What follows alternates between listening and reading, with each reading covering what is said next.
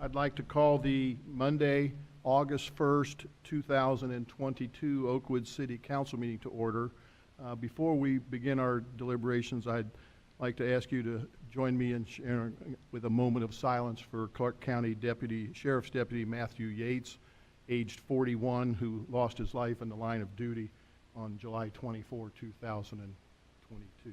Please join me.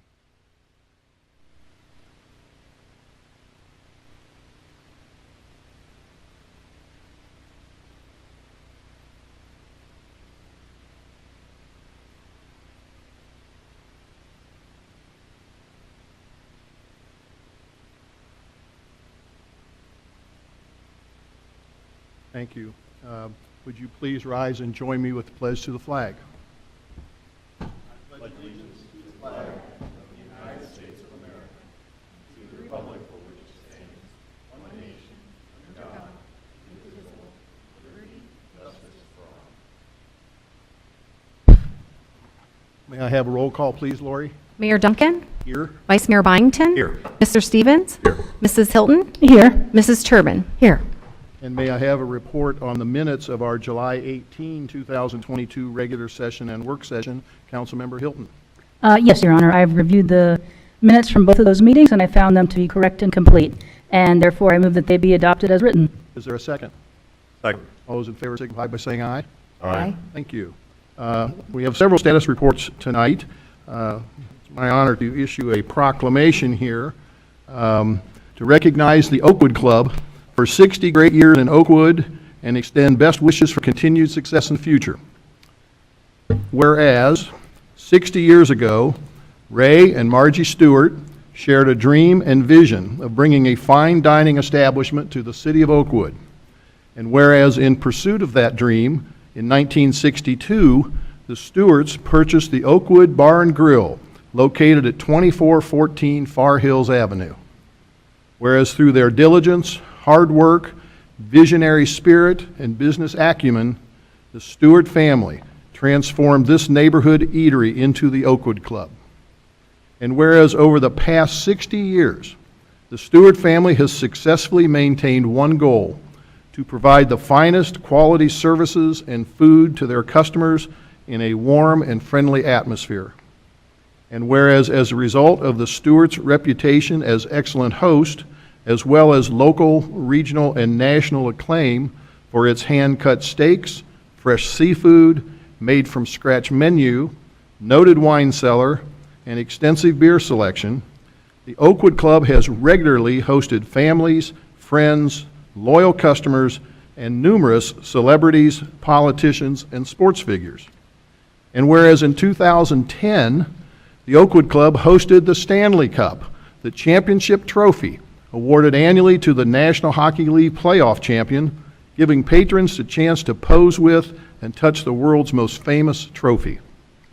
Whereas the Oakwood Club is known as one of Dayton's premier destination restaurants, a place to celebrate special occasions, to gather before and after sporting events and theater performances, and for foodies looking for a classic yet innovative menu.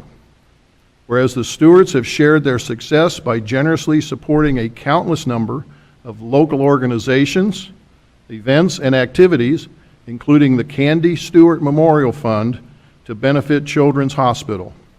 Now therefore, by the power vested in me, I, William D. Duncan, Mayor of the City of Oakwood, wish to extend congratulations to Ray, Tina, and Lance Stewart and the Oakwood Club family for 60 great years in Oakwood, and best wishes to the Oakwood Club and the One ESCA Group for their continued success in the future. Congratulations.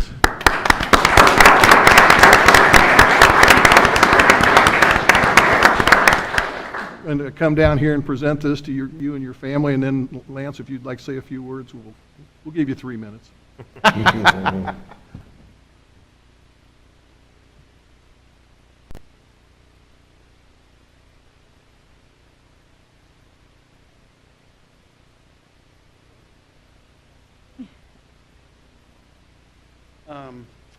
Thank you, everybody, for attending. It's a real honor to be here tonight.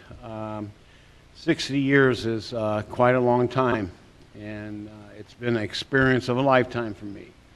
As the mayor said, it started as a small dream and, just progressed into a fine dining restaurant with the help of many, many great loyal employees, family members, and just a lot of support from the Oakwood community. And one of the things that we are so grateful for is being able to not only grow up in the city of Oakwood, but also serve the city of Oakwood as, I think, the one restaurant that is known for in Oakwood, and that is the Oakwood Club. So thank you very much. I really appreciate this proclamation. Thank you, Lance.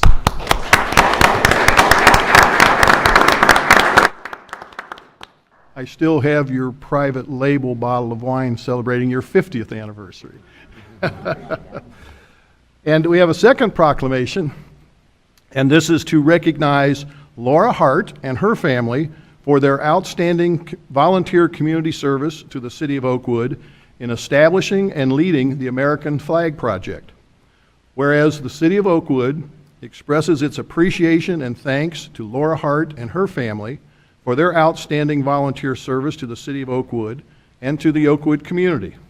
And whereas in 2014, Laura Hart, an Oakwood resident, contacted city staff and shared her idea of displaying small American flags along Schaefer Boulevard on Memorial Day.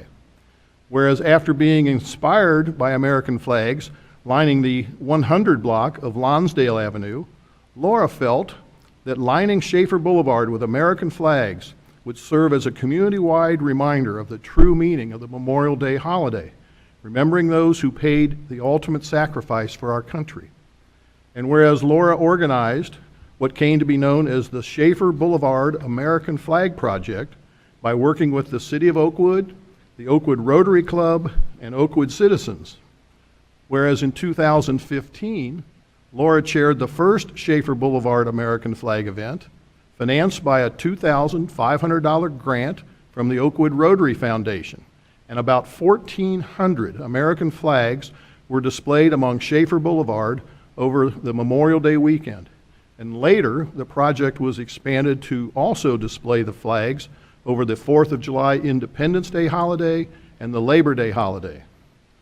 Whereas the American flags have been placed with the assistance of members of the Oakwood High School Rotary Interact Club, students at the Oakwood Junior High, local scouts, Oakwood residents, and many other volunteers throughout the community. Whereas in 2019, the project expanded to include large American flags placed by the city among Far Hills Avenue throughout the spring, summer, and fall. Those flags also being purchased through a grant from the Oakwood Rotary Foundation in the amount of $2,662. And whereas the Hart family has voluntarily coordinated this patriotic and much appreciated community project for the past 8 years, and recently relinquished leadership of the program to the Oakwood Rotary Club. Now therefore, by the power vested in me, I, William D. Duncan, Mayor of the City of Oakwood, recognize and extend the city's sincere appreciation and gratitude to Laura Hart and her family for their dedicated volunteer service to the City of Oakwood and to the Oakwood community. Congratulations.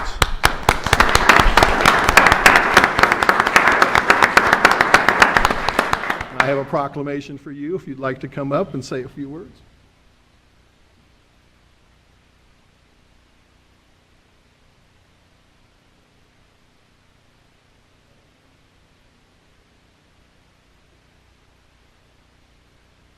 Thank you for this proclamation. This is really incredibly kind, and I'm very humbled by this.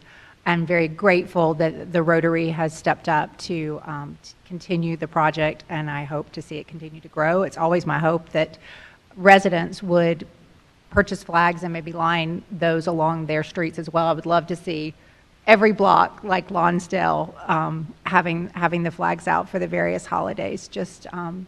I think it's something that as a community we can all come together and agree upon to celebrate our country. And so thank you. And I apologize, my husband is here, my husband Greg, but part of the reason we had to step down from it is the boys are just not so much available anymore, so it was hard to manage just on our own. So thank you. Thank you so much for your service.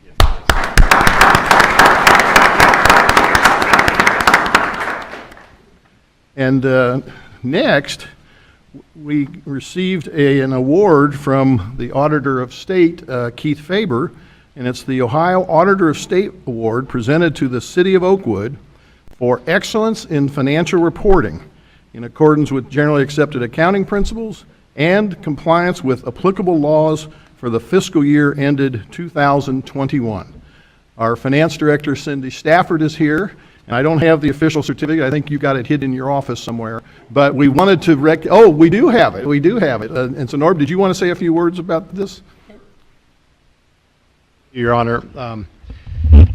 So first I'm going to, this is the actual certificate, and we're going to hang it in the Finance Department. And I can attest, because Cindy's office is right next to mine, that she works extremely hard, day in and day out, week in and week out, to earn this award. And we've earned it almost every year since Cindy has been here. The couple times we haven't, it's been for a minor technicality that was not material in any form or matter. But behind this is this enormous report, which is our basic financial statements for the city. And it's up to 80 pages of detailed information about all of our city finances. And Cindy does this report in-house every year. Before Cindy joined staff in June of 2008, hard to believe, we had an outside accounting firm prepare this. And Cindy came to me, I'll always remember it, and said, I can do that. And with her CPA background, previous places she worked, she had the skill set to do this. And not only saves us a bunch of money by doing it in-house, but as you all know, when you do something yourself, you really know every detail about it. And I can assure you that Cindy Stafford, as our finance director, knows every detail about every aspect of our city finances, and we're in excellent hands with a finance director like Cindy. So thank you, Cindy, for all you do.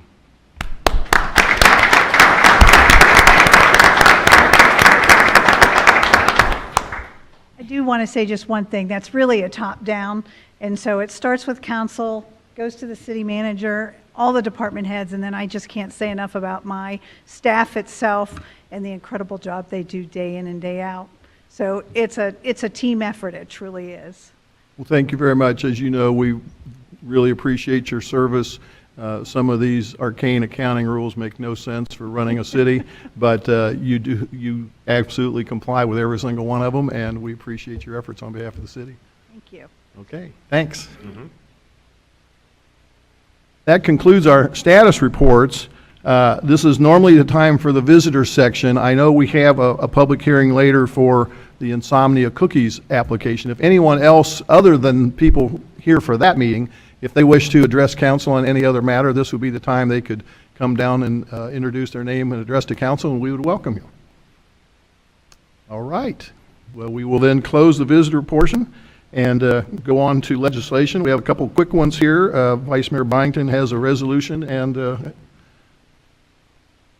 ahead. I'm sorry. Yeah, this is a resolution to authorize and direct the city manager to apply for Amendment 2 grant funds in connection with the Far Hills Storm Sewer Reconstruction Project, and to provide such related information as may be requested by the District 4 Public Works Integrating Committee or by the Ohio Public Works Commission, Directors of Administrators.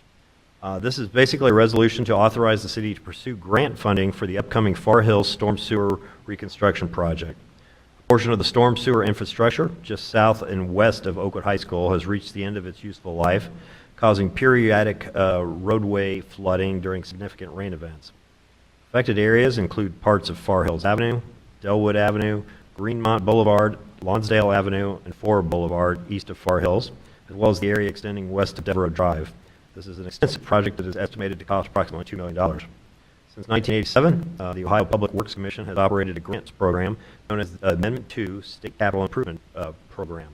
The purposes of this program is to assist local governments with significant qualifying public infrastructure improvements.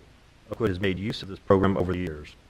Far Hill Storm Sewer Reconstruction Project is a priority project for the city and is a perfect candidate for Amendment 2 funding assistance. The deadline to apply for funding under this year's Amendment 2 State Capital Improvement Program is August 31st. The resolution that I'm introducing will authorize the city manager to apply for funding under this program. That funding may include grant funding that does not require repayment and may also include a loan component of 0% interest. I move that council adopt this resolution this evening. Do we have a second? Second? Do we have any questions or comments for Vice Mayor Byington? Hearing none, Lori, would you please call the roll? Mayor Duncan? Yes? Vice Mayor Byington? Yes. Mr. Stevens? Yes. Mrs. Hilton? Yes. Mrs. Turbin? Yes. And Vice Mayor Byington also has an ordinance he wants to Yes. introduce. Your Honor, this is an ordinance to create a fund within the fiscal records of this city to be known as the One Ohio Fund and declare it an emergency as such. This is an ordinance to establish a new fund in the city's financial records known as the One Ohio Fund. Last year, council approved the One Ohio Memorandum of Understanding, or MOU.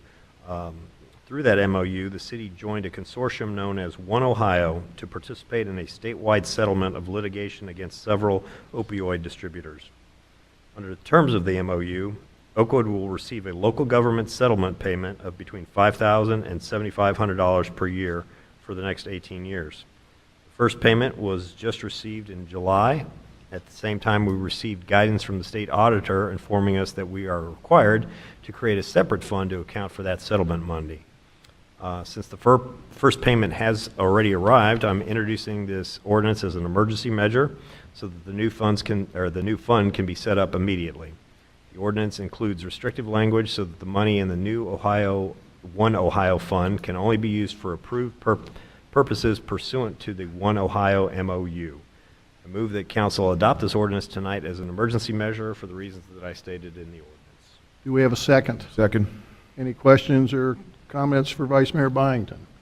Hearing none, Lori, would you please call the roll? Mayor Duncan? Yes? Vice Mayor Byington? Yes. Mr. Stevens? Yes. Mrs. Hilton? Yes. Mrs. Turbin? Yes. Thank you. Vice Mayor Byington is going to, before he introduces this next piece of legislation, I'd like to make a statement of procedure for the folks that I believe y'all are left. You're here for this one. We're going to have a public hearing tonight on the agenda involving insomnia cookies. Before we begin, I'd like to go over a few guidelines for the hearing tonight. First of all, I want to note that Councilmember Stevens is going to recuse himself from this hearing. Insomnia Cookies is located in the Route Song Retail Center, and Mr. Stevens is the agent who handles insurance for that shopping center. Mr. Stevens wishes to recuse himself to avoid any appearance of a potential conflict. So you can leave the dais, and you're welcome to sit in the back row if you wish. And we expect you to come back when we're done. Okay. Having said that, we'll follow our usual hearing format. Ethan Kroger will present a city staff report summarizing the application in tonight's hearing. We will then open the public hearing portion of the meeting, starting with the applicant and any representatives of the applicant who wish to present their appeal. After the applicant's presentation, we will take public testimony. We will start with anyone who wishes to speak in support of Insomnia Cookies' appeal, and then we will hear from anyone who wishes to speak against the appeal. When the public testimony has concluded, the applicant or the applicant's representative will be given an opportunity to make a closing statement. We will then close the public hearing and begin our council deliberations. Following our deliberations, we will introduce and vote on legislation to adopt our decision. It takes the concurring vote of at least 3 council members to decide this matter. So I'll turn it over to you to introduce the legislation, and then anyone who wishes to testify, we will have our law director swear them in, because this meeting is considered a quasi-judicial hearing. Am I correct in that language? Okay. Vice Mayor Byington, I'll turn it back over to you. Yes. Basically, I will say that this is going to be a resolution that either affirms or overrides the decision of the Planning Commission with respect to application 22.3, being a special use request by Insomnia Cookies for extended operating hours at 6 Oakwood Avenue, Unit C. So I guess at this point, we start the hearing portion, and then we will revisit the Yeah. resolution. At this point, we want anyone who wishes to testify to stand up and be sworn in mass, is that correct? Yes, Lori, do we have anyone on Zoom? We do not know. Okay, so it's just those who are here in the room now. Anyone who plans to give testimony tonight, if you could stand and raise your right hand.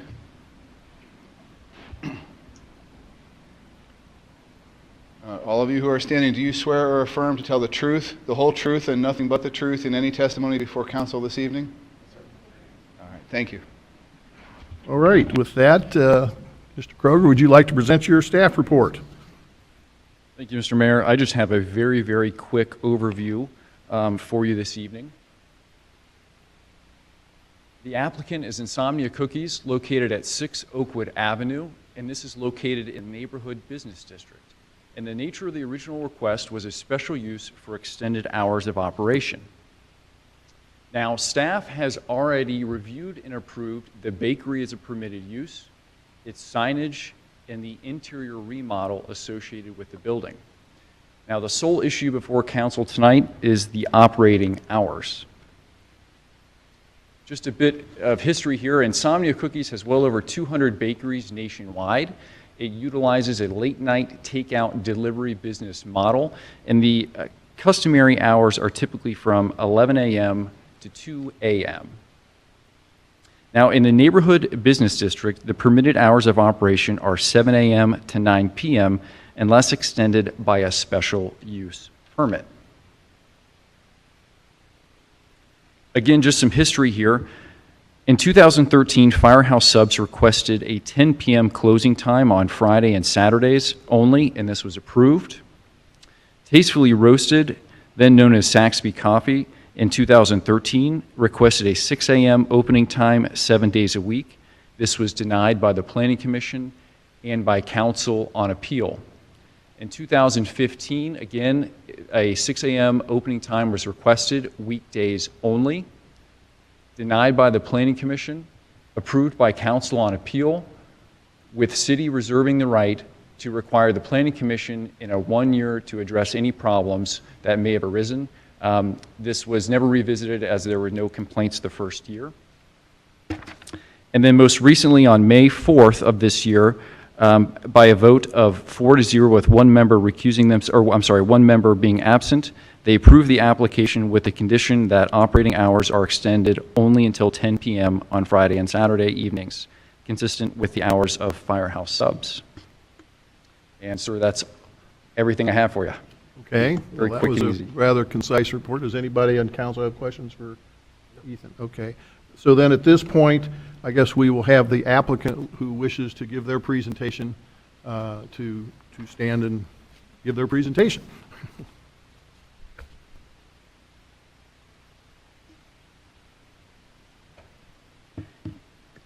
Good evening. I'm David Pierce. I'm a shareholder at Coolidge Wall with our primary offices at 33 West 1st Street in downtown Dayton. We also have offices here in Oakwood and Sugar Camp at 1 Russell Place, and I'm also an Oakwood resident. And I'm here to give tonight's presentation. I'm assisted by my colleague, Sarah Sparks, and you will also hear testimony of the Insomnia team, a couple of which have traveled a pretty good distance to be here with you because of the importance of this issue to them. One of them is Dallas Warble, who is the Vice President of Operations for all of Insomnia Cookies, and Dallas comes to us, kind of ironically, I think, from Dallas or nearby. And also we have Catherine Gatlin, who is in charge of some marketing operations for Insomnia, and she comes to us from New York. Additionally, we have the more regional people. We have your district manager, who is Dan Contrella. Dan. And we also have Kaylani Dillon, the store manager here in the local branch. So we hope to be able to answer any questions that council may have at any level regarding the operations.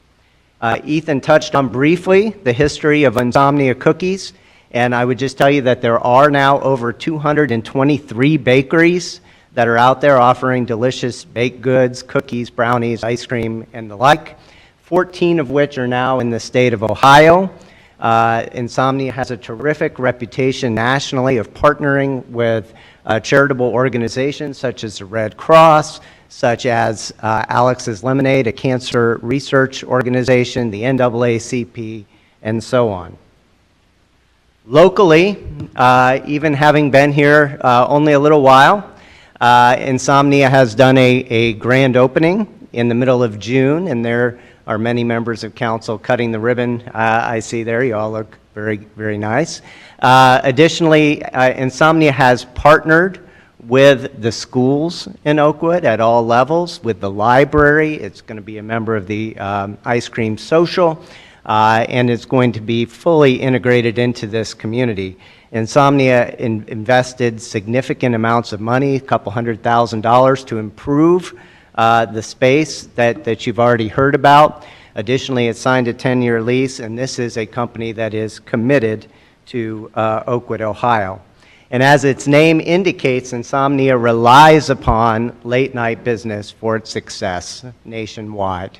We have given in our written materials the sales figures to show that in two key areas, delivery and in retail business. And the delivery business is, I believe, 19% between 11 p.m. and 2 a.m., and 17% is retail business between those hours of the total business nationwide that the company does.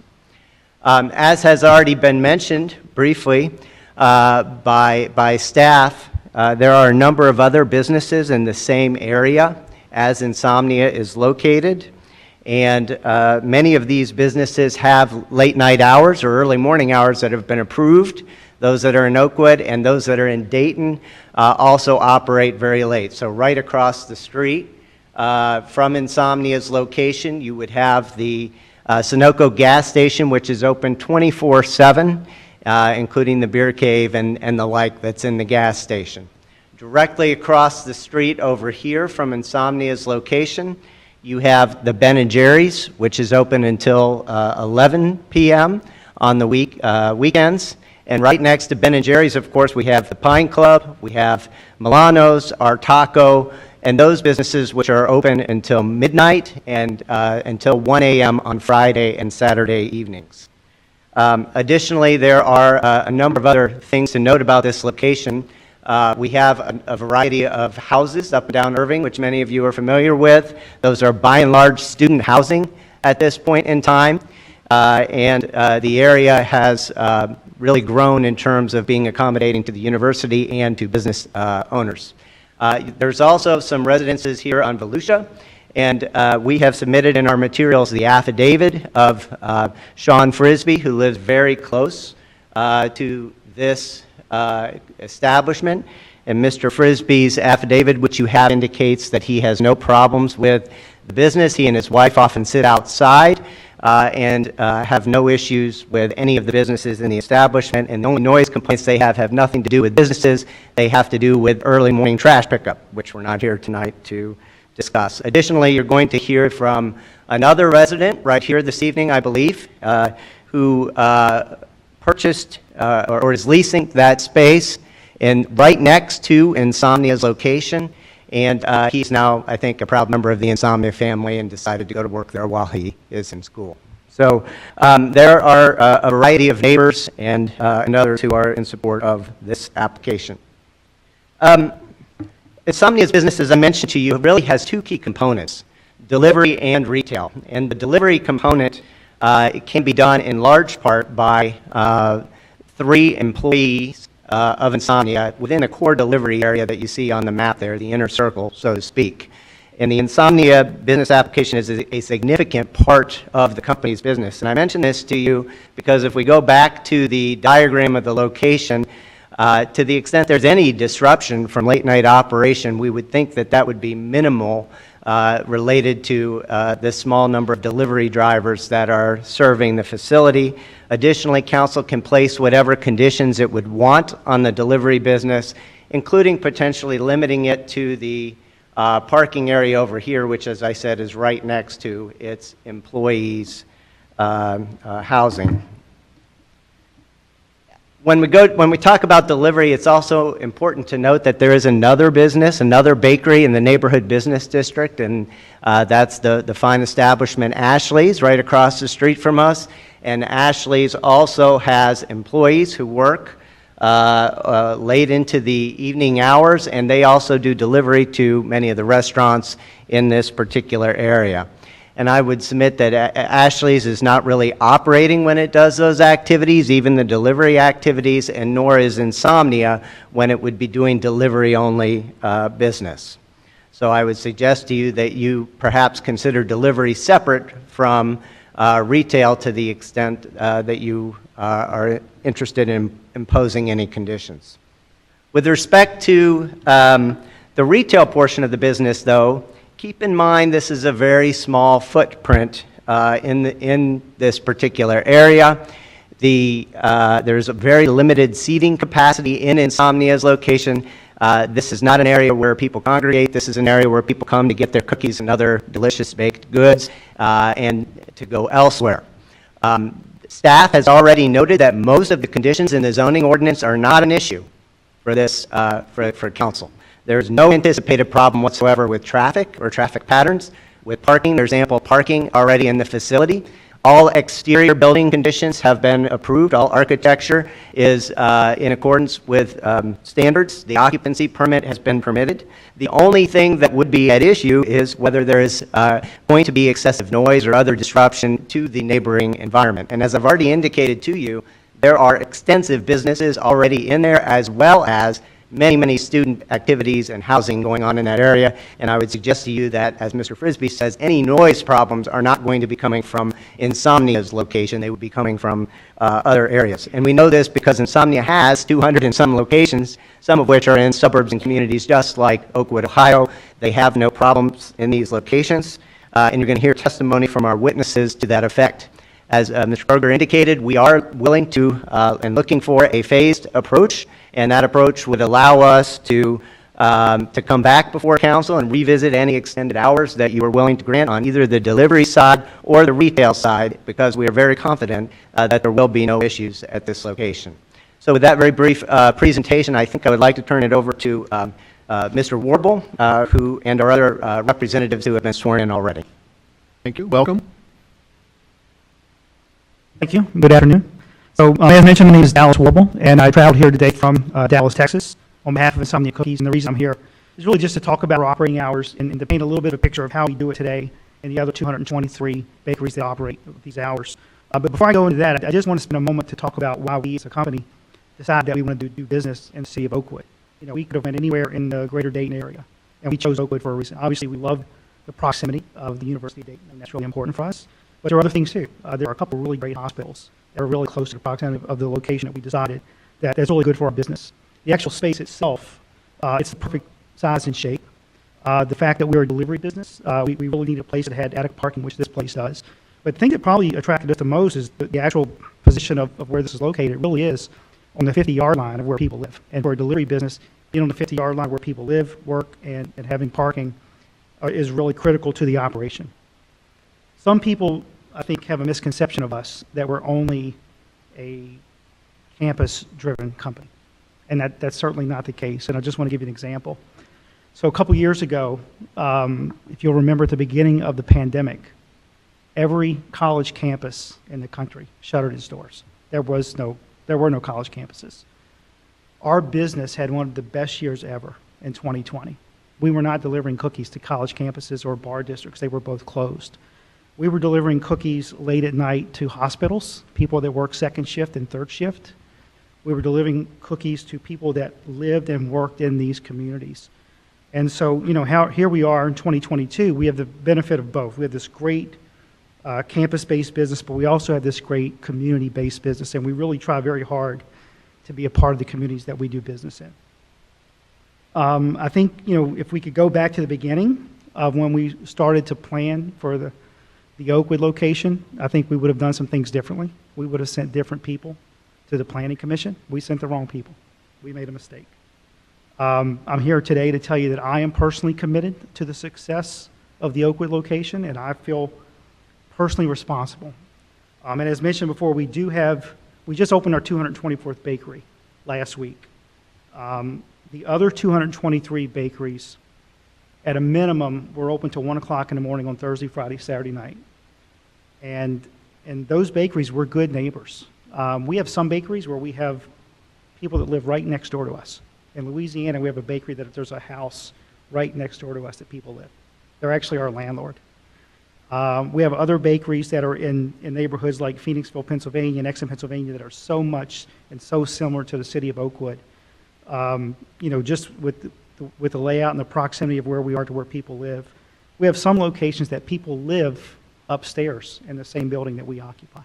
And we are good neighbors. The majority of the revenue that we generate is generated late night, Friday night, Saturday night. Those hours are critical to the health of our business. Without those hours, it's not a healthy business. I know there are some concerns about noise. I think those concerns are unfounded. We're a pretty quiet bakery. Most of our business is the consumption is off-premise.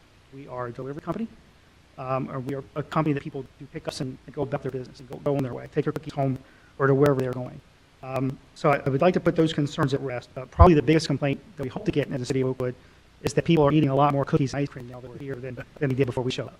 So as David mentioned, we are certainly open to work with the city of Oakwood on anything, whether that's hours of operation, delivery only, any collaboration. We really want to do business here. We really want to make this successful. And so whatever we need to do, we're willing to do that. Unless you have any questions for me, which I'm glad to answer now, I'm going to turn it over to Catherine. Any questions before I turn it over to Catherine Morgan? I may have some questions, but I'll go ahead and listen for the rest of your Thank you. presentation. I appreciate your time. All right. Welcome. Hi, I'm Catherine Gatlin. Thank you guys so much for having us today. I really loved hearing the proclamations earlier and hearing more about the community. I've been with Insomnia Cookies for about 9.5 years now, and one thing that I've always loved about my role is being able to build relationships in the community, get out there and meet different organizations and community leaders and learn every neighborhood is unique. You know, Dallas mentioned some of the neighborhoods that are similar, but really every neighborhood is unique in its own way too, and that's one thing that's really important to us. When I started, we had 23 stores, and now we have more than 200, but we still really prioritize getting involved in the communities and building those partnerships and relationships.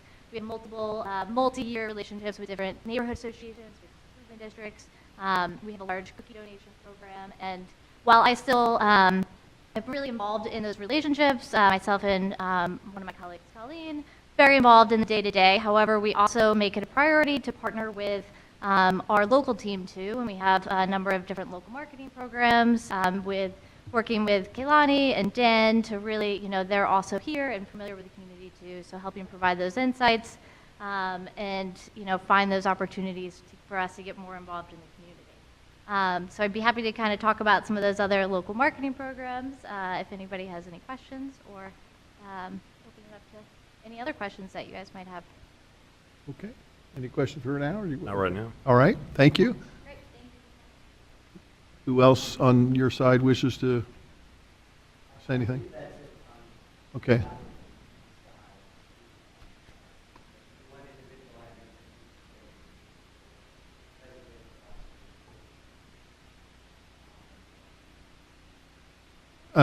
Are you talking about the person who signed the affidavit? Oh, this is a different person. Yeah. Okay. Yeah, I think we'll go ahead and take any testimony from the other people that you have to support the application. That would be a good time to do that. Welcome. Could you state your name and address for the record? My name is Connor Kosher. I live at 222 Irving Avenue. I rent that property from Tom Routsong, also the owner of Insomnia Cookie, or the building that Insomnia Cookies is in. I've lived at that address for a year now while I've gone to school at the University of Dayton. I can't say I've noticed any increased sound with Insomnia moving into its location right behind my house. And I've lived there in a time before and after it being moved in. As a UD student and an Oakwood resident, I think it's very beneficial to have some place to go late at night, and Insomnia Cookies as a brand is known for being open to the public late. And as a worker, I really appreciate the extended hours. But I think that's all I've got to say on the matter. If anybody has any questions for me. I have a question for you. What are you majoring in at UD? Administrative business with a minor in finance. And how late do you stay up at night studying? Not as late as I stayed up when I was an engineering major.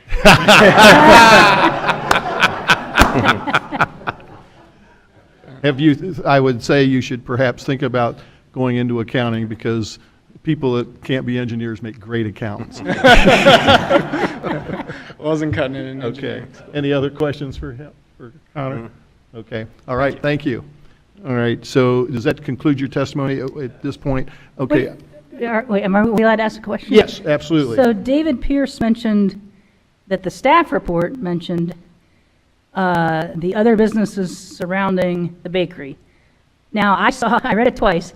I saw him mention Saxby's and the things in that particular development, but I didn't see any talk about Rusty Taco or Ben & Jerry's or the gas station.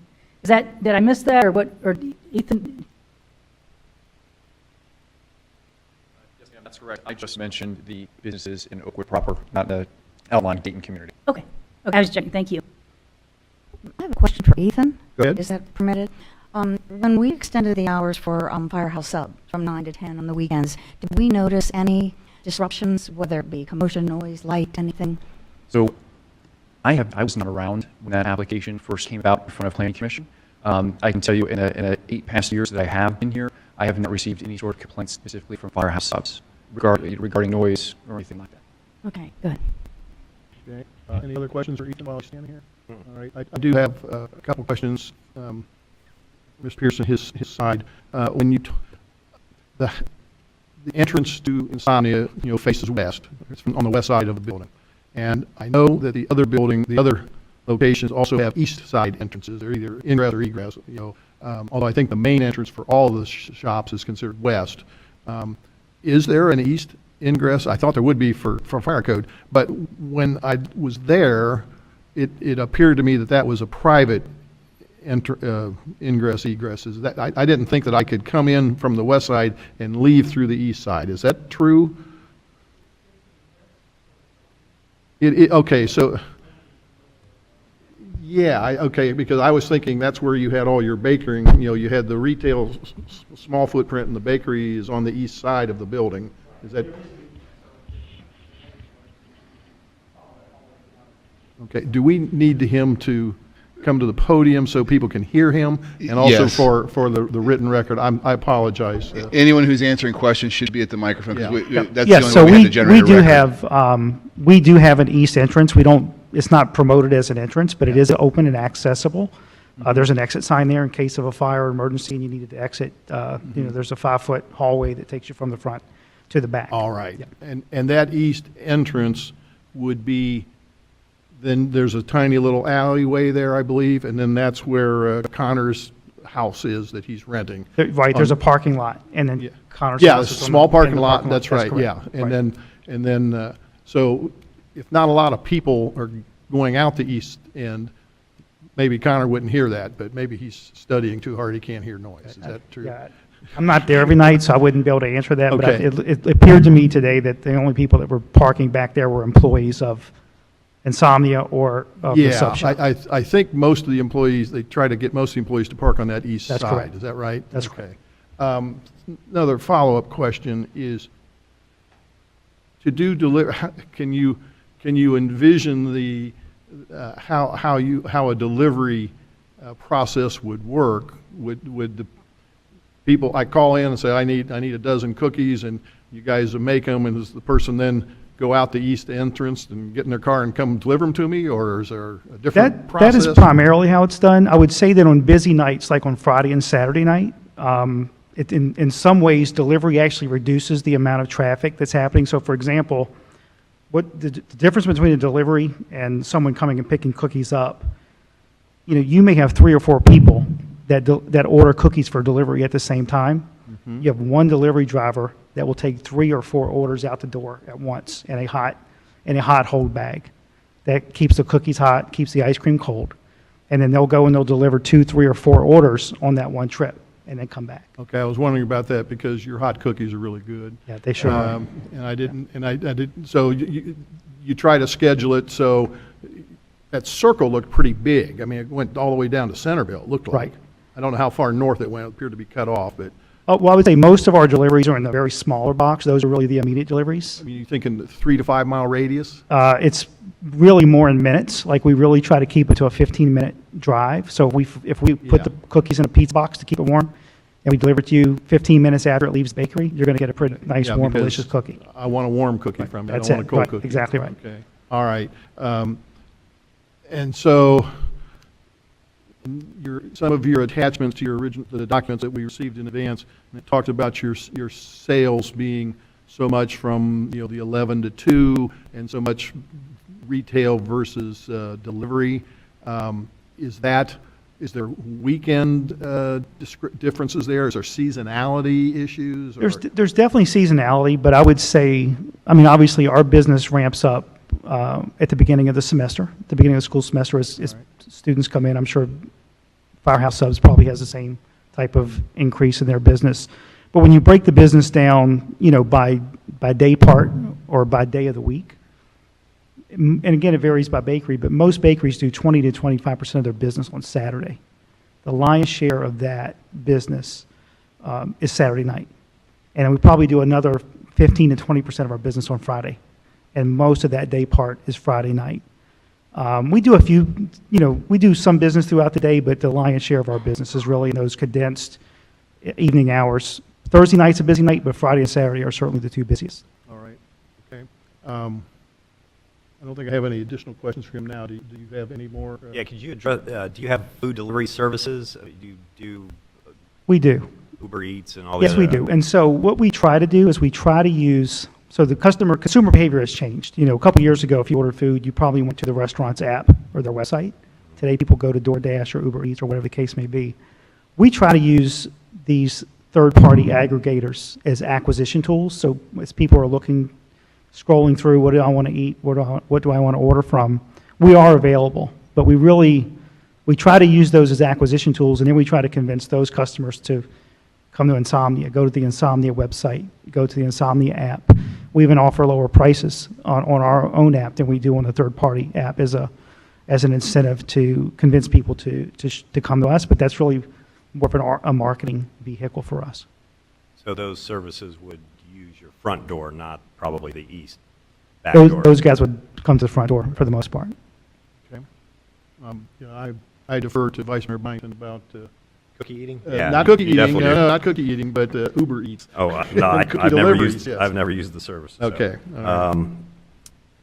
Let's see. You had mentioned that you do have some units in residential areas. Sounds like most of the residential areas, though, that you're in, the people adjacent to you either own the building or work for you or whatever. Do you have experience in residential areas where you don't own or folks that are associated with Insomnia Cookies don't own the surrounding? Yes, absolutely. I mentioned the one in Louisiana because our landlord literally lives in the house next door. But we do business in a lot of areas that are similar to Oakwood. So I think of Exton, Pennsylvania. I think of Phoenixville, Pennsylvania. We have no affiliation with anyone there other than the neighborhood that we're in. We're in small towns like Boone, North Carolina. Statesboro, Georgia. Where we really are on the 50-yard line. I think about Providence, Rhode Island. Again, very nice town. We're on the 50-yard line of where the businesses are on one side of us and the population is on the other side. So we have a lot of examples of locations that are very, very similar to this location. All of your stores, I thought I heard, were company-owned stores. That is correct. They're Do all you have company any owned. plans to do franchising? Not in the United States. If we try to franchise, it's going to be in the United Kingdom. We're actually in negotiations with that right now, but we're not going to franchise here in North America. All right. Other questions? All right. One more question. Do you have any other stores that operate as a hybrid where they would close their doors at a certain time and then the remainder of the business would be done through delivery? Good question. Today, the answer would be no, but we have done that. We certainly did that a lot during the pandemic through necessity. There were a lot of local ordinances that you couldn't be in I think one that comes to mind is Oklahoma City. You could not be in the business after 11 p.m., but you could operate delivery. So we would do retail till 11, and then we would deliver till 3 in the morning, and we were able to do that. There's several several other instances I can think of during the pandemic where there were local type of ordinances that we had to change our operating hours and retail versus delivery. I see. Okay. All right. Anything else? All right. Well, then, this would be, is there anyone else that wishes to, in the audience here, that wishes to testify in favor of Insomnia Cookies application? Okay. That was the one you had, Connor's one you had. Yeah. Okay. And so now, is there anyone here that wishes to testify against the Insomnia Cookie application? Please, if you can come down and state your name and address for the record. Brent Riley, 230 Irving Avenue. Okay. I'd like to start by retorting a statement that was made that a majority of the houses in the vicinity are UD rentals. They are, in fact, not. I know this because I'm one of those houses. My house is 3 doors down from where the strip that Insomniac Cookies is in. The house next to mine, also privately owned, also has children in it, multiple that are in Oakwood schools. The houses directly behind us, also privately owned, not rentals, also have children in school. Our children go to bed early. Just a very brief kind of background. My wife went to UD School of Law, and while she was attending UD School of Law, we would frequently go for jogs through Oakwood. And as you can imagine, being residents here yourselves, you know this dream that you can experience, jogging up Schaefer, jogging up Shantz, and seeing these homes and all these happy families, and you dream of one day you living there yourself. And I got that opportunity to purchase a home in late May after the University of Dayton was out for the year. Got a great deal on it because it needed a lot of work. So since then, I'm impressed that Insomniac put $200,000 into their business. I put $150,000 into my house to fix it up, to make it nice, to increase my property value, to bring it up to the level and standard that is customary of Oakwood. And I feel that my investment has been repaid by a punch to the face nearly every single day, 9 months out of the year. When the University of Dayton is in, and I have students, a steady flood of students in varying degrees of intoxication, all hours of the night, streaming up and down Irving Avenue from the bars. And my only respite from Thursday through Sunday is after the bars close at 1:30 in the morning, I get a final flood of students stumbling down the street, screaming and yelling and cursing and waking my son up and waking up my neighbors, and then it finally gets quiet for the night. And I will further postulate that our neighbor testifying that they're not bothered by it, well, they're not bothered by it because they're UD students. They're up until midnight, 1 a.m., doing various things over there, that clouds of which waft over into my yard to where I can't enjoy my backyard at all because of noise, because of cursing, because of illegal substances going through the breeze. And I have to keep my son inside. We have to go up to the park to be able to enjoy our neighborhood. And I know that these things aren't at issue here today. But I'm just painting a picture of the background of what it's like to live on Irving. And I appreciate Ethan's efforts to do what he can on the Oakwood side. And I understand that a lot of these issues are from UD not being good neighbors. But I say this to the effect of, we know what UD students are like. We also know that every business that was outlined here that have later hours, they are on the Dayton side. There is not a single Oakwood business that's open that late. And I would further argue that this creates a dangerous standard over there because as we saw the standard being utilized to justify the extended hours to 10 p.m. for Firehouse Subs, who I would argue is a very different business model than Insomniac Cookies and a very different clientele to Insomniac Cookies who cater to a bar crowd, that once that 10 p.m. limit was established over there, well, now we have precedent. And now anyone that's in that strip, the vape shop next door, the coffee shop next door, where do we go from here? And so I was comfortable with the zoning board with the 10 p.m. because we already do have precedent over there, and I'm fine with that. 10 p.m. isn't unreasonable. If my son gets woken up, then I can get him back down to bed. The students aren't that intoxicated by 10 p.m. We don't really have the huge issues of screaming and shouting and cursing and damaged property that I've experienced in those hours. It's afterwards. It's midnight to 2 a.m. that we really have issues over there. The added issue that happens with regards to a business in that strip being open that late, and we don't have precedent to that, and I will concede to that, is that the alley that's behind my house, as has been mentioned, has direct access to that back parking lot. And students already use it as a highway to access Totally Roasted, the coffee shop, which is fine because that's during normal day hours. They're normally not intoxicated and they're not screaming and shouting. I think that it stands to reason, given that backdoor access and the easy path there, and all of the student rentals that are further up Irving, that we're going to have increased foot traffic coming down that alley. Oakwood is not known for having a high rate of property crime. Irving, my alley, high rate of property crime. We have vandalisms. My garage has been broken into twice. Part of it comes down to the fact that we're on the border of Oakwood. Part of it also comes to the fact that we have a steady stream of people coming up and down our alley at all hours. And increasing that stream of people, I have grave concerns. It's going to increase the number of broken bottles that are in my alley. It's going to increase the number of broken windows that are on garages going up and down my alley. It might even increase beyond 2 break-ins to my garage, additional break-ins going up and down my alley.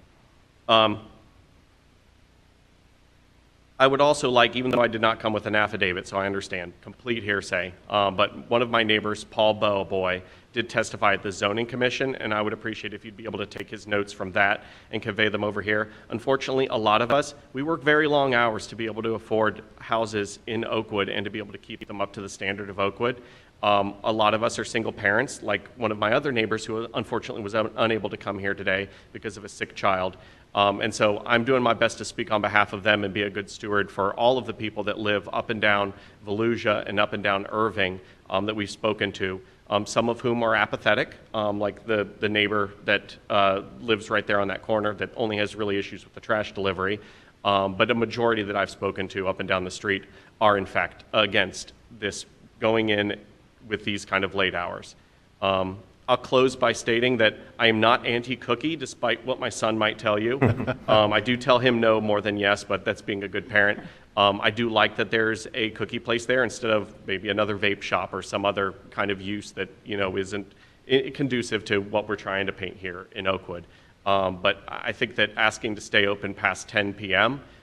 Is against Oakwood standards, and I think that most folks here that live in Oakwood that are adults with families that have purchased our homes would not want a business open till 2 a.m. that was drawing the bar crowd down their street or down their alley. And I would appreciate if the council would really put themselves in my shoes and what I've dealt with over there and what my concerns are here today. And I appreciate all your time, and I'm happy to answer any questions if you might have them. Questions? Any questions?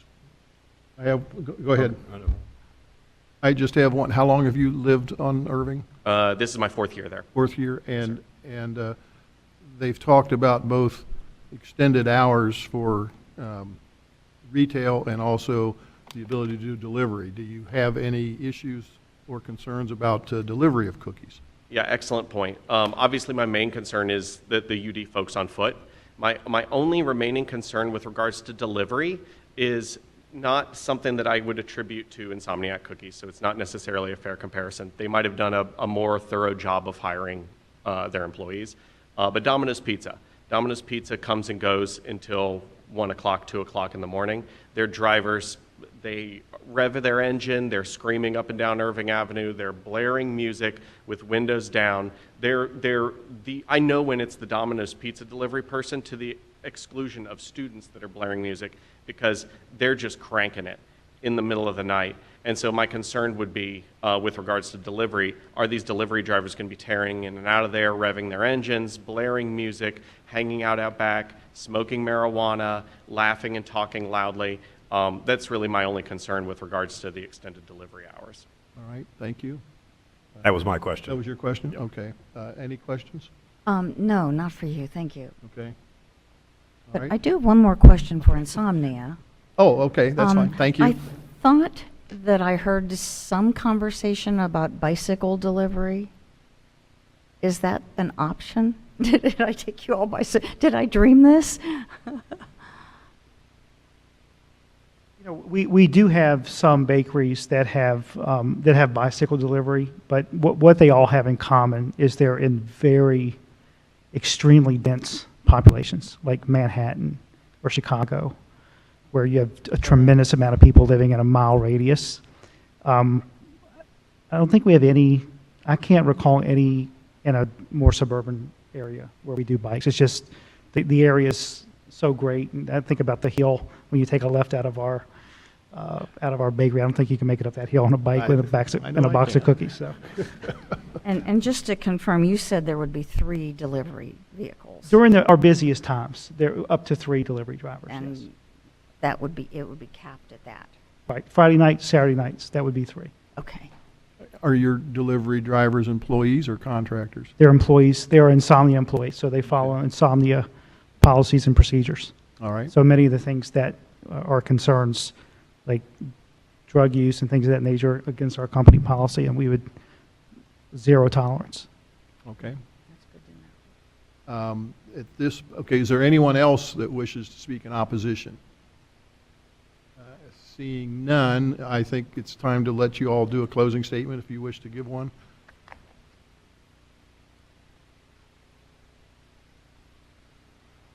Did any council member have any other questions that they wanted to ask, or any of the other concerns that were?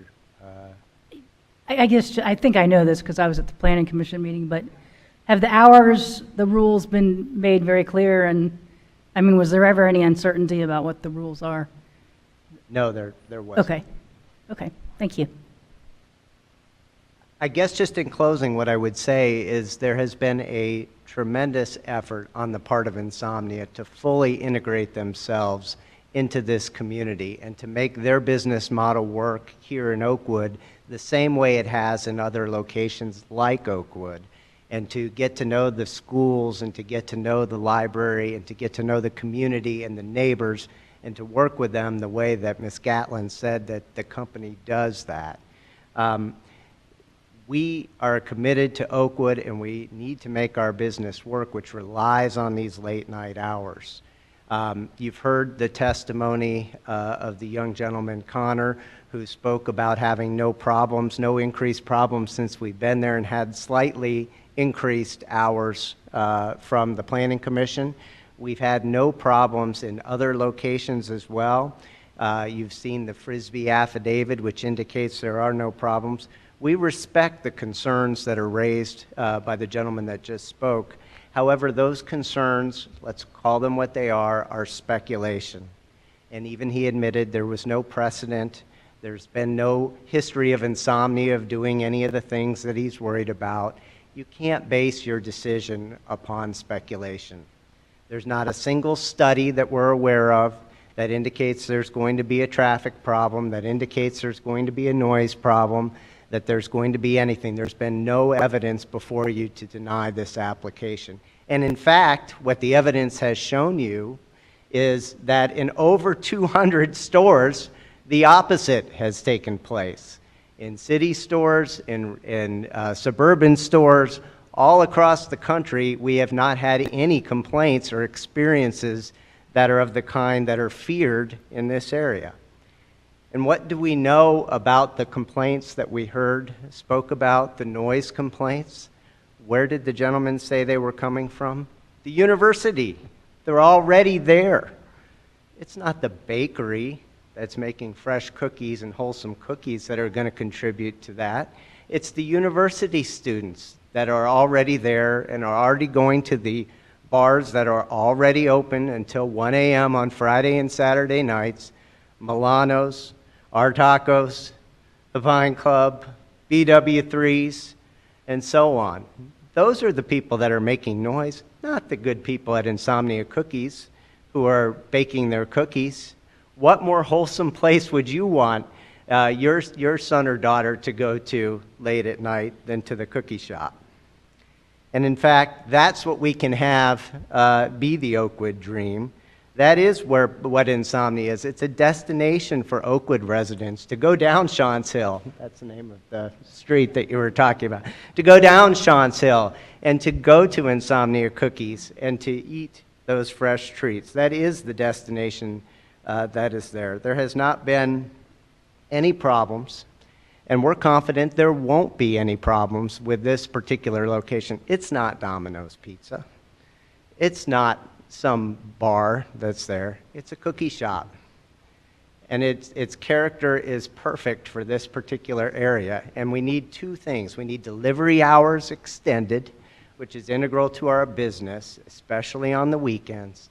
And we would like to have that very small retail area, and I know some of you have been in there. There's a couple of bar stools, no more than 10, less than 10, I'm confident, that are there to sit in. This is not a place where people are going to congregate, and it's not going to add to the noise in the area. As I said, any noise or problems are already caused by other influences in this area, which is in Oakwood, but we have to be honest, is part of a mixed area that's all around there, right? With the bars, with the post office, with the Sunoco, and we all know what that area is. Are you asserting that insomnia cookies can keep UD students out of the bar? I'm asserting that I would rather have my kids, when they were in college, going to insomnia cookies to the bars, and when they were in high school, I'd rather they go there than wherever they went as well. Well, I know both of your children, and they're fine citizens, and they stayed out of the bar. They stayed out of the bars. They did indeed. And we're willing to come back. If you give us this chance, we're willing to come back and have this revisited with evidence, with experience, and have you take away any additional hours that you grant us to allow our business the opportunity to succeed. And if in fact you find that there are any of these speculation problems, that you could absolutely act on that at that point. But we don't think it's appropriate to act upon pure speculation at this point. All right. Any other final questions for council? All right. Well, thank you. Thank you. That will conclude our public hearing. The process that we normally do then is the 4 members left on council will deliberate among ourselves, and we will attempt to come up with a decision. I would request about a 2-minute recess for my personal needs. Okay. Yep. And I'll be right back. Okay.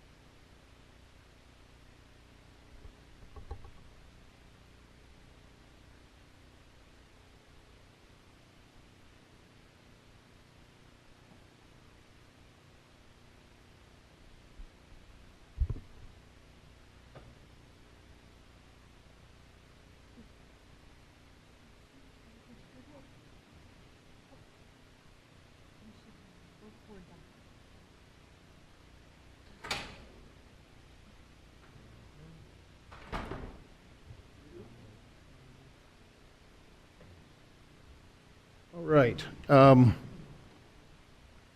do you wish to proceed? Did you have questions for other members of council? I have comments and suggestions, Okay. but I don't need to go first. I would be happy to hear your comments All first. right. Well, one thing I heard throughout the bakery's presentation was, this is our business model. This is how we make money. And to me, a hardship on your end is not our problem. Secondly, I asked about the businesses outside of the Oakwood Business District that David Pierce mentioned. And I understand what you were trying to do. I would do the same thing.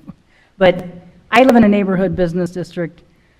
It's completely different. 200 feet away, everything's different, and I don't care about the character 210 feet away.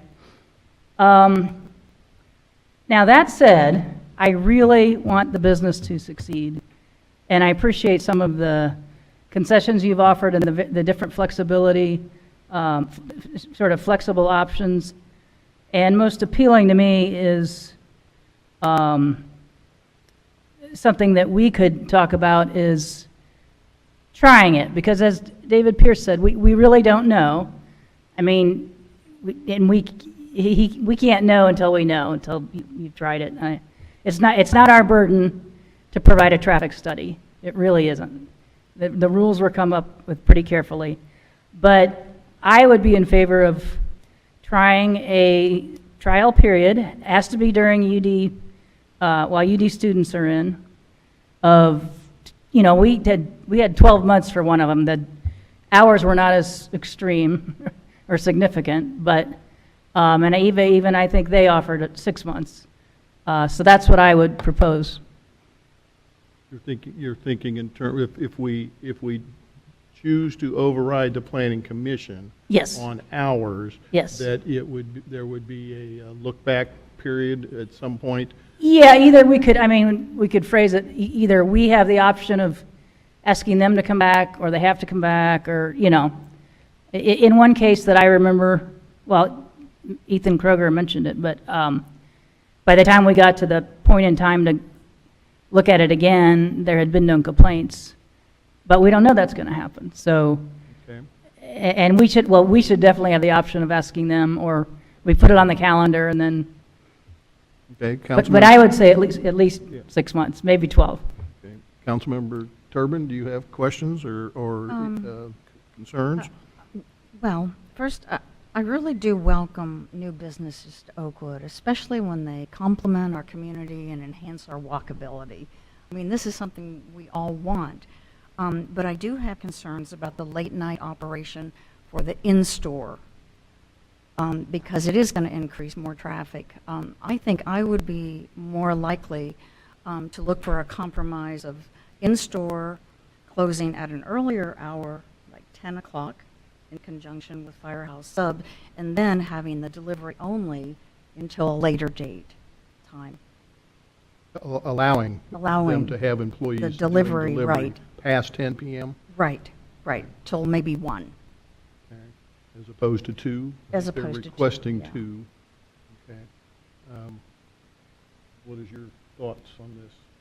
'Cause you were at the original Planning Commission meeting as our council representative. Right, and I'll start off by saying I appreciate Dallas's comments about the mistake that you made with the folks that you sent there. And I will say that the presentation that was made here answered a lot more questions that we had hoped would have been answered or asked and answered at that Planning Commission meeting. There was a lot of uncertainty. There was a lot of hemming and hawing on answers. There was just uncertainty.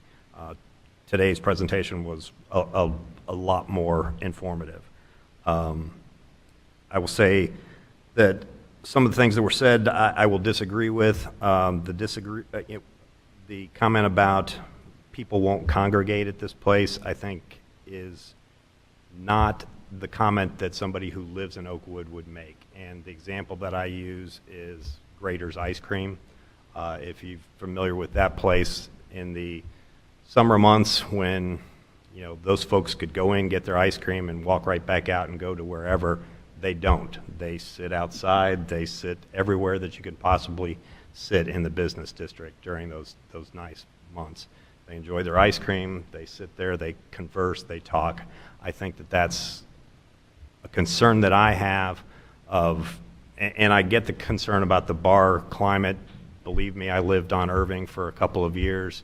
I experienced those folks doing the beer walk at all hours. I totally get that and appreciate that.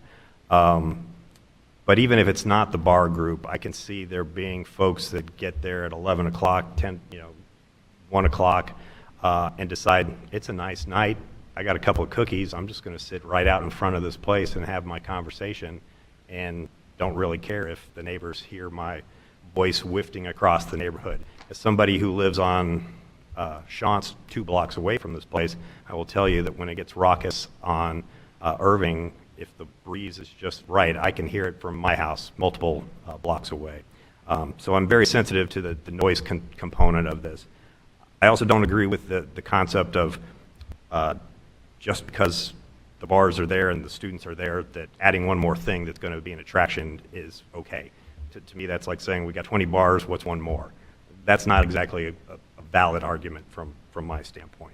What I'm looking at is, are there things that we can do to try to ensure that this is not a congregation type place out front where folks are going to be staying there for long periods of time. And that could be that the retail component of it shuts down at an earlier time and not making it a convenient location for them to stay there for, into the late hours. I also agree with the delivery comment about, that component of the business I can totally see working past the 10 o'clock hour, as long as there were considerations made for, maybe all delivery drivers after a certain time period have to go out through the west side door so that they're not on the east side where the neighborhood is closer.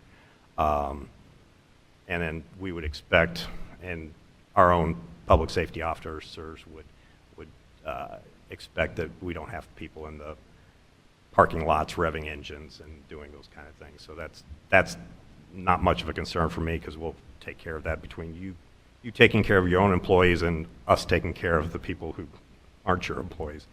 That's not much of a concern for me. So I agree with the idea of, let's look at this business being successful. Let's see if we can work a trial period here. Look at the component of, maybe extending hours for the retail to 10, possibly even 11 on a trial basis. I think it's 10 now, by what you, the planning commission On did. weekends, it's Am I correct? 10. I'm but on- sorry? Oh, just 2 days a week. You're talking It was about. just Friday, yeah. Okay, it's already 10 on Friday and Saturday, but you're talking about the other days. I Right. understand. I misunderstood what you said. But basically looking at, an extended retail hours and then maybe an extended even more so delivery service, and just reevaluating in a few months, whether that's 6 months, 3 months, whatever the case might be. But we want to work with you. We want you to be successful. But I'm going to tell you right up front, and I tell this to everybody, you don't live here, they do. And I work for them. So we want to make sure that our Oakwood community is taken care of first, and if we can make things work with you guys, then great. We will continue that relationship. So I think, a testing process is probably the best thing that we can do at this point. Well, I paid for 100% of my college, like Connor here, working at Baskin-Robbins. And and I made $2 an hour, and I have no student debt when I was done. Now, maybe that was back in 1853 or something like that. Everybody always came in at 2 minutes till 11. And they do here too. And if it's 2 minutes to 10, they'll wait till 2 minutes to 10. If it's 2 minutes to 11, they'll wait till then. But that's neither here nor there. That's just part of retail. I have concerns about UD students. The University of Dayton has not been a good neighbor to us, and they don't police their students, and the only reason that we don't have more UD housing on Irving Avenue is because of our efforts to make sure, in compliance with our ordinances, that you can't lease it to more than 2 unrelated people. Now, that said, I don't think Insomnia Cookies should pay the penalty for UD students being bad neighbors. I put that as much on the administration as I do the students. But I think I have more problem with being open for retail until 2 in the morning than I do with delivery. Frankly, I don't think I have any problem at all with delivery until 2. I don't mind having. I think a 6 month. If you want to put a look back on it, I think 6 months. We ought to give them more than 6 months. Perhaps it should be 12 on the delivery. I think what will happen is we'll find that there's no complaints and that the delivery issue is going to go away. I'm also okay with extending the hours from 10 to 11 for retail for the rest of the week. But I think that should be subject to a look back as well. So we got 4 different opinions is what I'm hearing, but I'm sensing there's some consensus here. Oh, and I just want to clarify, I was not saying 11 for retail on weekdays. I was saying Oh. Friday, Saturday, Sunday. Oh, okay. 11. You know, I don't know if 10 o'clock on a current- Tuesday, if, 10, 11 o'clock, you're making a lot of business there. But, Okay. it sounded like from your statistics that 19% delivery, 11 to 2, and retail was 17, 11 to 2. And then you said 25% basically is on Friday and Saturday that you're doing the majority of your business there. So I'm kind of thinking retail, let's let them stay open to 11 on Friday and Saturday. Okay. Which currently it's 10. Yeah. But it's in what? So keep those hours for the weekday and. But what is it on Sunday through Thursday? 9. 9. Okay. Yeah, but I'm saying you can go to 10 if Firehut sub. Nope. Wait, say that again. But again, Firehouse Sub's only on It's Friday and Friday. Saturday. Right. So I mean, given that their model is different than Firehouse Sub, Yeah. one extra hour Sunday through Thursday, but going from 9 to 10, and then an additional hour going from 10 to 11 on Friday and Saturday. I'd be in I guess favor of we that. need to I'm come sorry? up with a. I would be in favor of that. Okay. And you would be in favor of that, or you would not be in favor of that? I would be fine with that. Okay. And what about you, Ann? What we want to try to do is avoid being seen as, my favorite lawyer words, arbitrary and capricious. So Mr. Epley used to teach me that phrase a lot. We can't be arbitrary and capricious. So. Okay. He's on the Court of Appeals now, Yeah, so, exactly. if you appeal, Yeah. he can't hear the case. That's right. But yeah, let's try to do something that is in keeping with that particular neighborhood business district. Okay. So. And then delivery? Do we have a consensus on allowing them to do delivery until 2 o'clock? Or On a trial basis, on a yes. trial Yeah, basis? I'm fine with that. I'm Okay. good with that, too. And is your trial period 6 months, 9 months, 12 Mine's months? 12. Yours Yeah, is I think 12 is realistic. I think we need to see it during all seasons. All the seasons, yeah. Okay. And an entire school year, because, if you base it on the first 3 months or whatever, Yeah, that's not students fair. haven't figured out that it's there. By the end of the year, most students will have figured out that it's there. So, yeah, I think a 12-month period is probably. Okay. So the retail, the only thing that concerns me is, although this is different, but so now we've had, so now Firehouse Subs might be like, and that's not your fault, it's not your problem. Really? We can stay up until Well, 11? I think if Firehouse Subs thought that they needed to spend an extra hour to sell somebody a submarine sandwich so I can then walk next door to get my cookie, I think they're welcome to come back to Planning Commission and request a variance. Yeah, okay. Yep. It's a little I'm good with slippery, that. So so. so what I'm hearing is we want to increase their hours from 9 to 10 on Sunday through Thursday, and from 10 to 11 on Friday and Saturday, Right. To see how. with the ability for them to come back and ask for more in a year, or for us to say, no, we want to go back. I mean, it cuts both ways. Well, we should write it down. Who's Well, supposed I to do mean, what? that's what our scribe over here is supposedly doing. Is that correct, Mr. Law Director? I'm making notes as best as I can, but what might be easiest is just, as you sit here tonight, to just go ahead and plan on this being an agenda item for your August council meeting next summer. Just Oh, yes, just okay. automatically have it come, if you're going to do a 12-month reevaluation or Okay, yeah, or revisit. okay, as opposed to making them go through Planning Commission and the like, we would just reevaluate? Right, I think you could just have them come directly back here to Okay, council. just skip the Planning Commission. All right. Unless you'd prefer to have the Planning I- Commission hear it. I don't want to put words in all of your mouths. I understand. But what I'm saying is we're proposing to increase them to stay open one more hour from Sunday through Thursday from 9 to 10, and one more hour on Friday and Saturday from 10 to 11. And we're proposing to allow them to do delivery only. until 2, all 7 days. I think in a year, they should come back to the regular Commission. Planning Commission, because that's the procedure today. You know, Well- this is an exception. Is it the procedure? Do we have a procedure for these Well, trial for- things? But for Saxby's didn't have to special do use- anything. Yeah, documents, sure we But do you do. recall what the process was? I don't know if Ethan, First- he's still here.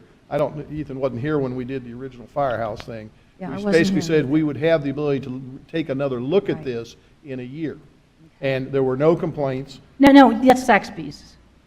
Saxby's. That was Saxby's. Yeah. Correct. Yeah, the firehouse hasn't done anything. Well, you said firehouse. It's okay. I misspoke. I knew what you You're meant. correct, I did, I Now that I- misspoke. And nobody had any complaints about Well, Saxby's that's staying- my point. Do they have to, what would they say to planning commission? Hi, we haven't heard any complaints. Have you, it doesn't seem like they should have to do that. Well- But we should have the right to, anytime after 12 months or whatever, we decide. I thought that's what the Planning Commission did. I thought that was their role.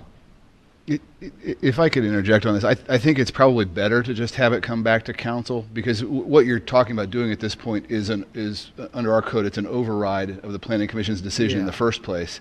So I think you can prescribe what that looks like going forward, and it's just going to be simpler to have them come back here. Do you have an issue with that? No. Okay. All right, are you okay with that? Yeah, no, I With like this it. Clarification?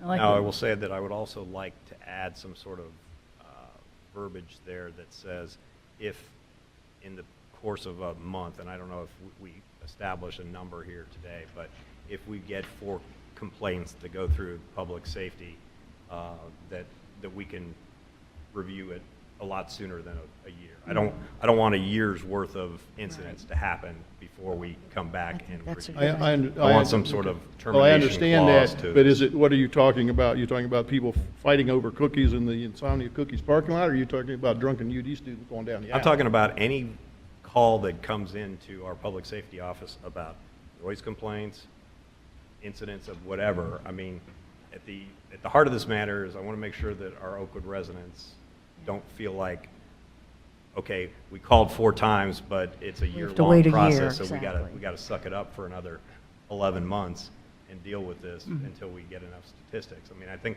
we need to address the issues. How would you wordsmith that, Yeah, Counselor? Mr. Legal Director. I'd probably say I think an easier way to do it would just be to say if we get excessive complaints, that council reserves the right to set it earlier than the 12-month revisit date. That works for me. Okay. I just want the option of being able to review this sooner rather than later if we have problems. I don't suspect that we will, but like I said, I want to make sure that we take care of our residents first. Okay. Do you want to, okay, so just a point of order here. So I think we have a consensus. But we haven't written down these requirements. You had it in the original resolution that he introduced, that essentially what we're doing is we're overriding the planning commission to do these 3 things. We're going to give them an extra hour Sunday through Thursday, an extra hour on Friday and Saturday, and we're going to let them stay open until 2 for delivery, and we reserve the right to revisit this if there's complaints, excessive noise complaints, I think. Or commotion, Is that your understanding of what I've been saying? I think so, yes. I'm hoping that as we get to the end of this, and probably before you all vote on this, you'll give me 5 minutes to write this out in a sort of a final type format. I can read it back to you, make sure you're all in agreement with it, and then you can take a vote on that. All right, so are you saying you want us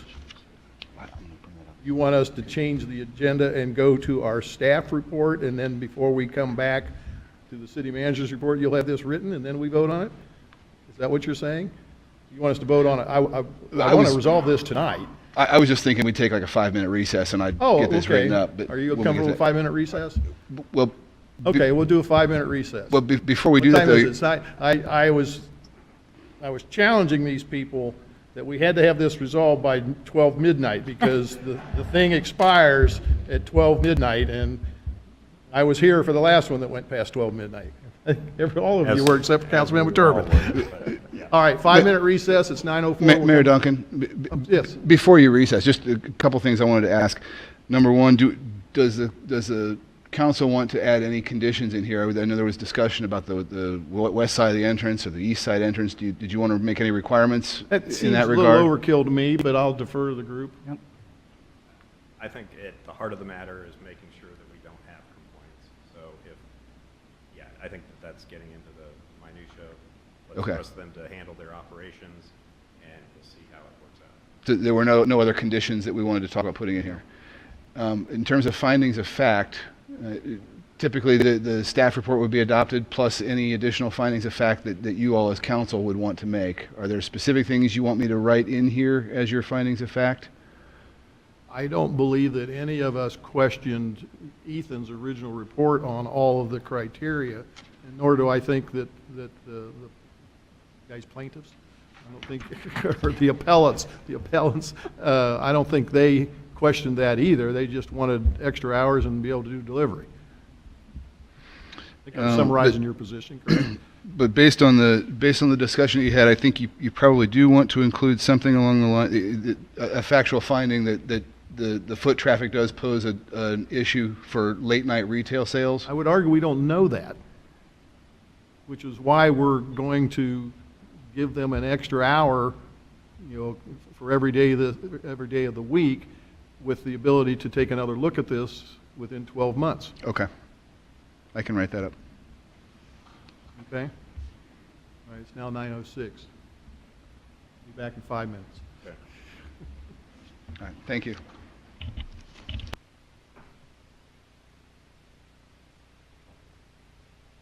Are there bathrooms back there? There are. Like, is it a women's and a men's?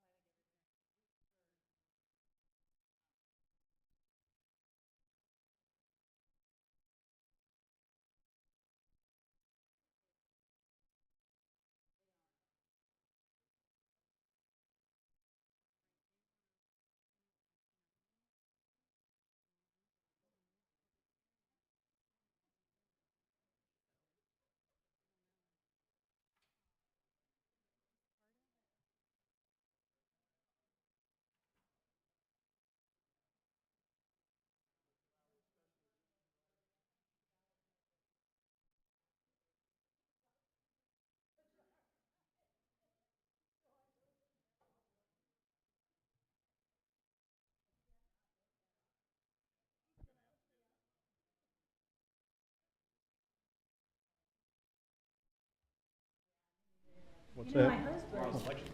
Yeah, is there anything to vote on? It's just central committees? Okay. But those are unopposed on your ballot. They are? Yeah. I mean, I don't think I have anything. There's nothing. Yeah. You can vote for Andrew White if you feel like it. Oh, I do feel like it, but I mean, what's the point? Yeah, I told Steve I voted for, David said, you want me to do the absentee ballot? Yeah, I have to vote for him. He brought Stephen's a hard time. I meant to ask you.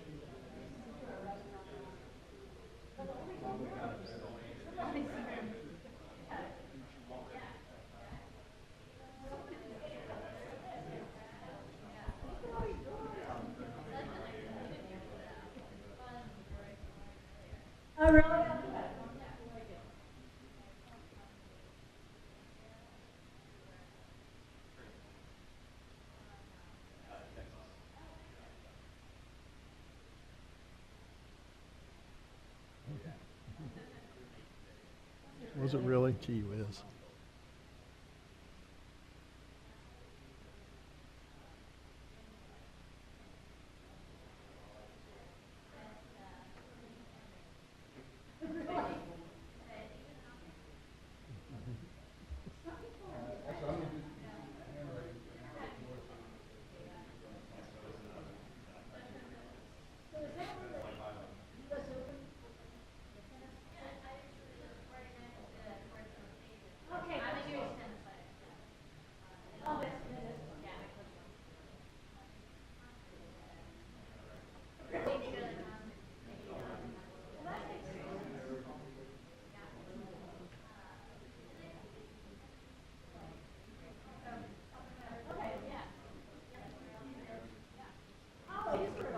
I think they're proofing it now.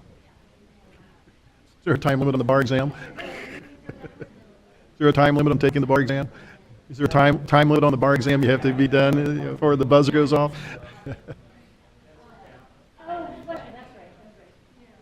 Okay. Are you ready? All right, we're ready to reconvene. So do you want to read what you think we have decided?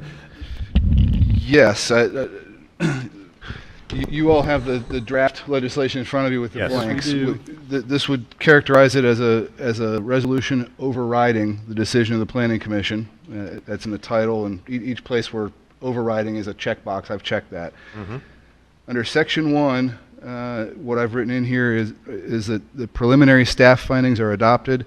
Council has concerns about foot traffic and noise, but these are speculative at this time and warrant a trial period.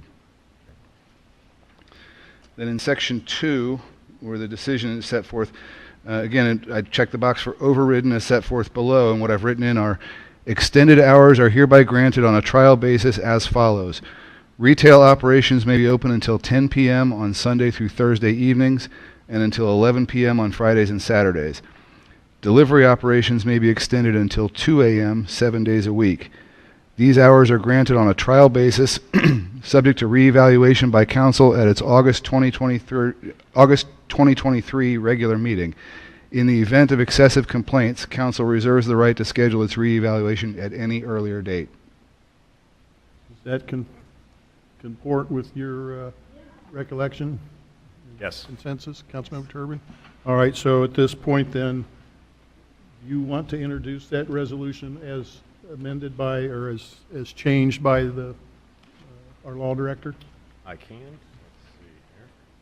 Is that the proper procedure? Yeah, he would just need to reintroduce it by title with Gotcha. its overriding, and we would need a second this time. I don't think it was seconded Yep. when he first introduced it.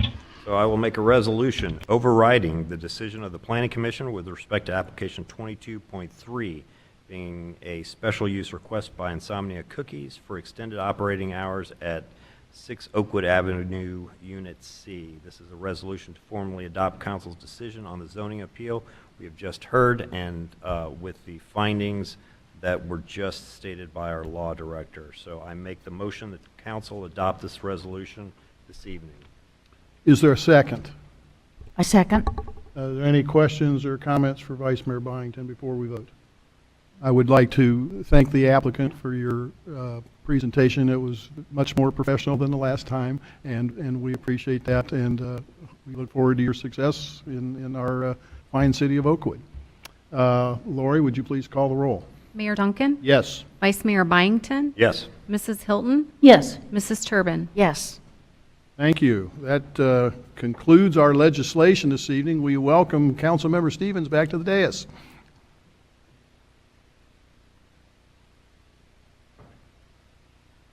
Sort of like a Ron Dibble thing where you, Yeah. you are in Wrigley Field. Thank you for coming. Thank you all for coming. Thank you.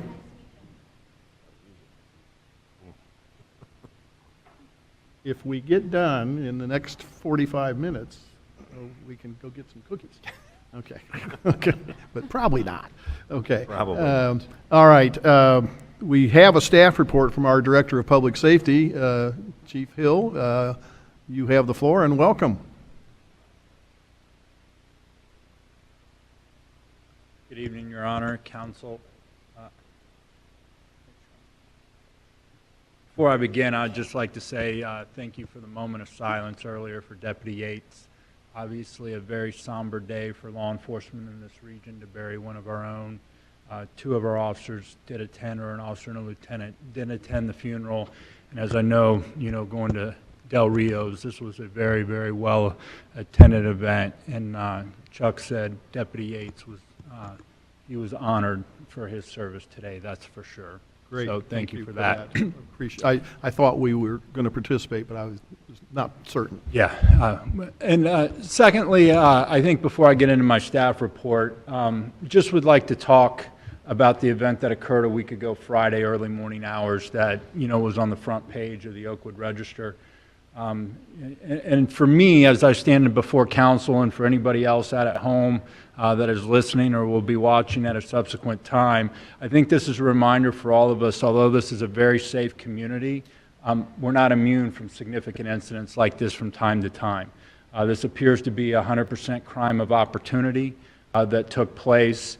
Obviously, it's a very concerning event for all of us, but I think we're well on the investigative track of finding the individuals who are responsible for this, and I hope to report to you guys in the very, very near future that the individuals responsible for this crime will be taken off the street. So with that, it does remain an ongoing active investigation that Detective Bollinger is working on daily, but I think we'll have a successful resolution to it in the very, very near future. But it's just a reminder again to everybody out there, for the basic crime prevention tips of take care of yourself, your surroundings. Something doesn't look right, it probably isn't. Go with your gut instinct, because more often than not, you're going to be right. So it's just, I think it was worth mentioning that. With that being said, I'll get into my presentation. First couple topics I'm going to talk about tonight is Crisis Now and a 988 hotline that was recently went live on July 16th. What these are, these are two community resources that are now available within the community that people may not be aware of. Undiagnosed and untreated mental illness is a huge, huge concern for our nation, not just our region, for our nation. It leads to all kinds of other issues, both criminal and non-criminal, whether it's within the home, drug abuse, domestic violence, suicide, or attempt suicide, but then it also gets into the criminal element as well. In January of this year, Crisis Now formed and stood up live here in Montgomery County. And what is Crisis Now? It was launched, as I mentioned, in 2022, January. It is a 24/7 local call center that is designed to provide assistance to anybody in the community who is experiencing a mental health or substance abuse crisis. Many people may not know this exists, although it was well advertised in the media.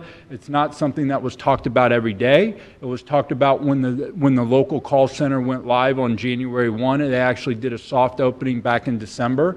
And I'm going to go back a slide, but everybody watching this needs to take down this number if this is a concern of you. The local number is 833-580-2255. 833-580-2255. What can this number do for you here locally? This is a local-based program. They have signed a lease with the old St. Elizabeth property, where they're actually going to have a facility there where if you're suffering from a mental health crisis, you can actually go there and talk to a licensed clinician, whereas now pretty much the only option is to go to an emergency room and take that platform. They focus on substance abuse and mental health. So what can this number do for you? Crisis Now provides immediate services to anyone in need, and if determined to be appropriate, Crisis Now actually has the ability to dispatch mobile response teams that are comprised of licensed clinicians to assist any person in need. Crisis Now operates independent and separate from region public safety services. Obviously, if there's public safety concerns or a criminal element, we get involved, but just because you contact the 833 number, local law enforcement, here particularly, let's talk about in Oakwood, we may never know. We could have somebody in our community who is suffering from some type of mental health issue. They could pick up the phone. They could determine that through the licensed clinician call evaluator could determine that this person is in need.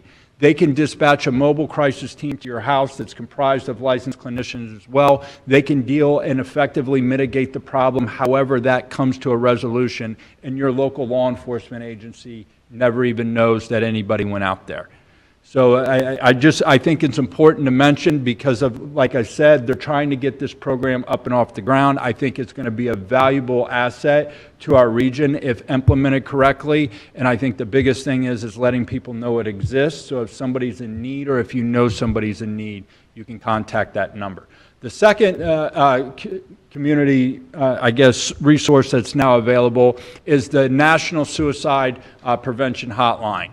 The FCC, the Federal Communications System, established the 988 as the new nationwide 3-digit phone number for Americans in crisis to connect with suicide prevention and mental health crisis counselors. It was created basically like a 911 for a very quick, easy memory for somebody to dial versus the traditional 10-digit National Suicide Prevention Hotline. And this actually just went live on July 16th. So as of right now in the state of Ohio, it's a federal mandate for all states to have an active 911. It doesn't replace the 24/7 National Suicide Hotline yet, but it is expanding coverage in with the state of Ohio, and it is going to allow for a better response for Ohioans suffering from the mental health crisis.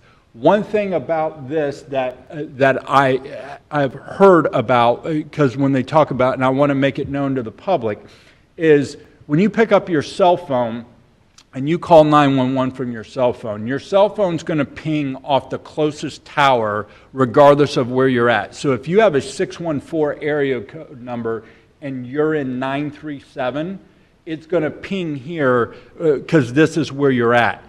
With the 988 hotline, if you call, it's going to go to where your area code on your phone is, so you may not be in the area. And I've heard that that's going to be one of the concerns with the 988 number because it's going to require a transfer if you're out of your home area code. But I just want to bring that to people's attention. It's no different if you're calling 911 from a cell phone and your emergencies in the city of Oakwood. One of the first questions you should ask as the caller is this the Oakwood Dispatch Center? Because you could be talking to the regional dispatch center. The same thing with you call 988. If you have a problem in Oakwood or Dayton or Montgomery County and you have an area code, you need to make sure that you're talking to the right people that are going to come and assist you.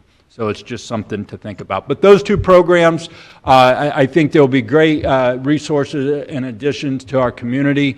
But Crisis Now is out there in the new National Suicide Prevention Hotline, 988 as well, and that is active, and it should be active in all 50 states because there was a federal mandate by July 16th. How does it work? Ohioans who are contemplating suicide or experiencing another mental health or addiction crisis will be able to call, text, or chat the number. Family or members or others who are worried about a loved one who's experiencing one of these crises may also contact the number as well. The caller will be connected with a trained counselor who can offer help. Those experiencing a life-threatening emergency obviously should always continue to call 911 in case medical attention would be immediately needed as well. Personnel changes, as you guys are as council's aware and other members of the community, Captain Jones retired in April after 25 years of service. Total years of service. Over 23 was the city of Oakwood. Many in this community know Mike. I believe he was a resident for 47 years, raised his kids here. His dream was to be a public safety officer. Growing up, I believe he was employed by the city of Oakwood 4 separate times. Growing up as a kid, coming painting the street signs in the summer. So Mike had an incredible career here, and he's really transitioned into retirement well. And earlier last month, or mid last month, Leslie Zingle decided to hang it up after 37 plus years. I think it was actually more 38. I think it was around 38 years of service. Many of us know Leslie served as a public safety officer. She was the first certified female public safety officer in the state of Ohio, as a police officer, firefighter, and she was a paramedic. She served for 27 years, retired for about 15 months, and came back, and she served as a dispatcher on the afternoon shift for the last decade, and she finally decided to retire as well. So we wish them both well in retirement. With Leslie's departure comes a new hire, and that's Randy Clark. Randy was hired on June 20th of 2022. She arrives with 10 years of public safety dispatching experience. When I mention public safety, I'm specifically talking about police, fire, and EMS. She came from a center that dispatched all three. That's very different from somebody who works for just a police dispatching agency or a fire and EMS dispatching agency. So she really has experience in all three disciplines. She recently completed her FTO program and now serves as our primary afternoon dispatcher. So she's on her own, and she's doing a great job for us. I think she'll be an excellent addition to the organization. I'm going to go through real quickly just a case of note. The only reason why I bring this up again tonight is because this case here in Oakwood actually caught a lot of media attention. And sometimes people see one story or two stories about it, but they don't know what happened in the beginning, or they don't find out what the resolution was at the end. On May 2nd of this year, we responded to the library for an individual who was printing off pornographic images using the library computers. 3 days later, we went back to the library because the same subject had returned. Our officers responded, and we made contact with him, and he was identified as Octavius Davis, or Davidson. Mr. Davidson was interviewed, and he subsequently confessed to printing the images in question back on May 2nd and being in possession of additional pornographic images.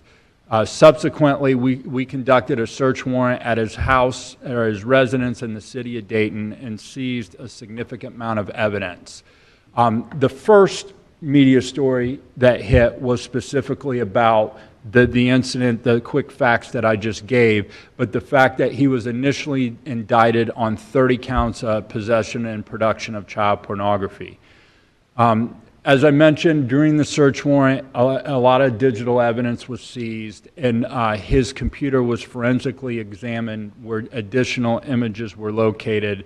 And the follow-up story, and like I said, some people may read the first part or not see the second part, was he was subsequently indicted on 120 additional accounts of felony child production and felony possession of child pornography. His case is currently pending in Montgomery County Common Police Court, and I just want to give a quick thank you to the officers who worked on this case, because these are very, very difficult cases to work on. And when you're dealing with an individual that has the amount of images that he has, it can be very, very taxing on the officers involved. So, PSAP compliance, back to our dispatch center.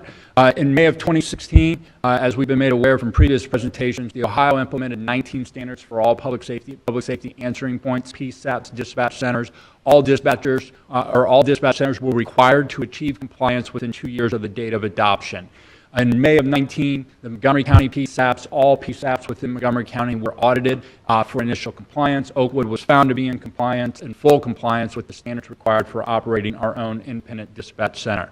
I said it then and I'll say it again now, a lot of these standards are designed to get rid of some of the smaller dispatch centers like ours, and it would make it much easier to operate the standards if you had a larger center, essentially you have to have two 911 access points. Well, if you have one dispatcher, you still have to have two phones. So there were things that we had to do internally to come with compliance. So for us, it's a much more challenging process, I think, for a larger center that's naturally going to have an easier time meeting compliance standards just because they have multiple positions within their center. This is an ongoing process. Just because you are initially audited and you submit for compliance doesn't mean it's a one and done. So in early 2022, compliance documents were again submitted, and we received word as of right now we're in full compliance again. So there's no issues with our dispatch center. Use of force incidents, just a quick update. I don't want to say I keep adding to the years. So far year to date, we've had 4 use of force incidents, and if we go back to 2016 and 17, those were our peak numbers at 6. I look at these, and to me, this is a testament directly to the professionalism of the men and women that wear our uniform and patrol our streets every day. Because when you're talking about an organization that deals with 18,000 contacts with citizens a year, and you look at these numbers, and you're talking about 4, 5, 3, 6, whatever that number is of use of force incidents, our use of force percentage-wise is very, very, very low. And I think that's the professionalism, and especially in a contentious time that we've been in with law enforcement as a nation, over the last couple of years, for our use of force statistics to actually go down and not up. I think that's a direct reflection to, like I said, the professionalism and de-escalation skills, of the men and women patrolling our streets. Cameras. Shortly in June of last year is when we fully implemented the in-car cameras with the integrated body cams. 1 year later, I'm happy to report that the cameras have been an excellent addition for our officers, as well as they've been proven to be a valuable asset to the department, both as criminal evidence, because we're now capturing things on camera that we're able to submit for evidence. And then, this is the picture from August of last year where, Captain Przynski went in and pulled somebody out of a fire. So I think it's been very, very beneficial. I think it's been a great asset and will continue to be a great asset to us moving forward. Code Red emergency system. We utilize the Code Red emergency alert system as an additional method to notify residents and businesses of emergencies. In the past, we've used it when we maybe had a missing child, where we can identify a geographic area within the city. We can send out a community notification.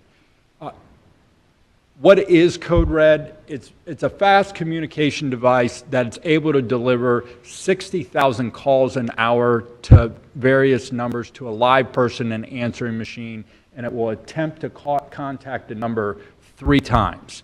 So if it calls a home phone, a traditional landline, and doesn't get an answering machine to pick up, and that's who somebody has their phone number registered with, it will try to call again. We partner with the other Miami Valley Communication Council cities, the other 8 MVCC cities, and we do this as a collaborative effort. And recently, MVCC upgraded its Code Red system to include weather warnings for participating cities, which is obviously Oakwood.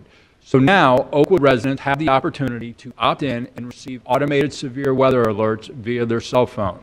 The opt-in service will automatically notify enrollees of tornado, flash flood, severe weather warnings just moments after the alert has been issued through the National Weather Service, thus allowing you to take immediate action. You could be home, you could be out in the community, but it's just another way. If you don't get an automatic alert that pops up on your phone, or you're not in front of a computer or in front of a TV or listening to the radio, it's just another way to know that severe weather is in your area. So how would you register a number? It's very simple. You can go to our website. When I say our website, the City of Oakwood website, oakwoodohio.gov. Under the Public Safety tab, under Departments, there's actually a link to Code Red emergency notification. You can just follow that algorithm, and you can click right in the middle of the box on the blue, and you can register your cell phone number right there. So again, you now have the ability to register it for emergency weather notifications as well. It's summertime, and last year we kicked off a program called the Good Choice Ticket Program. I'm happy to report that we're doing it again once a year, or once again this summer. We target between Memorial Day and Labor Day for this program. This program is designed to recognize Oakwood's youth out there making good choices every day, using a crosswalk, wearing a bicycle helmet, looking both ways before they cross in the street, being courteous to one another, and it's a good way for officers to interact and acknowledge the youth of this community for making good choices. So this program is up and running again this summer, and we continue to hand out Good Choice tickets almost daily. Bike patrol, you may see more of our officers this time of year out on bike patrol. We have several officers who are certified and assigned to bike patrol, which allows for a specialized crime prevention efforts, and it provides for a unique opportunity for us to interact with the community, because we're out in the cars, we're out of the cars, we're riding in the neighborhoods, the business district, more accessible, can have those one-on-one personal conversations with citizens versus sitting inside of a car and having that car door and that window as the barrier. You know, the benefits of bike patrol, twice as many citizens contacts. Bike patrol can go where traditional patrol vehicles can't, and suspects, particularly on the midnight hours, don't often notice or recognize bike patrols like they do police cars with headlights coming down the street. So it is a very, very, very effective tool for us, and we utilize it, again, almost every day. We have officers out on bikes. The last thing is the Oakwood Citizens Police Academy that will start up in September. This class is already full, but this is just my shameless plug to let the community know, if you have interest in learning a little bit about us, although it's full, don't hesitate to submit an application. What are you going to learn in the academy? It's a 10-week program that runs 2 hours, one night a week. We talk about the history of the department, our patrol operations, our traffic enforcement, our use of force, active shooter training, evidence collection and processing, fire prevention, education. It encompasses who we are and what we do. We've had a very, very positive feedback on this program every year. We continue to build on that based on the feedback that we get from the participants. So if you have interest in learning a little bit more about us and who we are and what we do, we offer this every fall. Go ahead and put in an application and get your name on the list. It's free of charge. It's open to any Oakwood resident or any individual working within the city of Oakwood. And with that, I'll take any questions. Thank you for that informative report. Any questions for the chief? I have a question, Chief Hill. Originally, when the 988 was rolled out, if I understood you right, they could dispatch to someone in Oakwood, and we would never know. Crisis Now. Oh, okay. Crisis Now and 988 are not one and the same. Okay, they are I completely misunderstood different. that. Okay. Crisis Now operates independent. Obviously, there's a partnership within local law enforcement, but they operate, and I should say fire and EMS too, but they operate completely separate and independently of local public safety services. Okay. So yes, so somebody can call that 833 number, successfully resolve a mental health crisis, and the local law enforcement may never even know that somebody responded from them to our area. Okay. If there becomes a public safety concern or a criminal violation, then we could get involved, but there's no guarantee that we actually are involved in that incident. Okay. All right. Thanks. Other questions? All right. Thank you for your report. Keep up the good work. Thank you, sir. Best public safety department in the state of Ohio. Greatly appreciated. All righty. It's now time for our Oakwood moment, and Councilmember Hilton would like to introduce that. Thank you, Your Honor. And thank you, Lori. Okay, so this is about some activity, not in Oakwood, less than a mile from Oakwood, but a place where Oakwood people have had a lot of influence for a long time, and that is Caroline Park. It's Dayton history's biggest park. And just in one day, I saw so many Oakwood people participating. So we know Caroline Park has lots about Oakwood history included, such as the Wright brothers, some of their airplanes, lots of coverage of the 1913 flood, and that was a big influencer in Oakwood's growth. But just on one day, it was called the Heritage Festival. I walked through the inside of the building and just visited for a moment. The Richard and Dorothy Cummings Dayton toy collection, and this is something good friends of mine, the Cummings, donated to Caroline Park several years ago, but it's a bunch of really old toys, all made in Dayton. So then I went outside into the picnic area, and it was a summer Sunday, so there was vintage baseball, and there was Vice Mayor Steve Byington. He was about to hit a double in that picture. Yeah, there he is. I was sitting next to a dad and a young boy, and he was explaining the ground rules of doubles in vintage baseball. But anyway, I couldn't have done that. So, and then I went over to the sort of courtyard area. This isn't exactly the picture of what happened that day, but it's the same group. There's a group of high school kids who make up the Carillon Concert Band, and it used to be the NCR Band, established in 1945, and it's some really hotshot high school musicians. They have to audition, and I recognized about 8 kids from Oakwood High School, and I don't even know all the kids. And then in the next slide, another Oakwood person. That's Alex Heckman introducing the band. He's the director of museum operations. And then finally, Neil Gittleman, the beloved Neil Gittleman, is artistic director and conductor for the Dayton Philharmonic. And he conducted some Aaron Copland, which we're about to hear.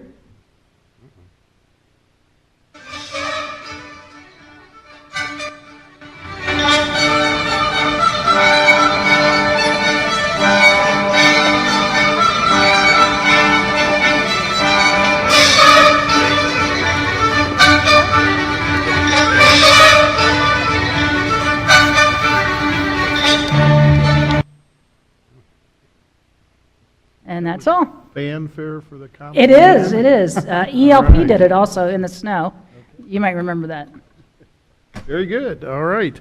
It's now time for our city manager's report.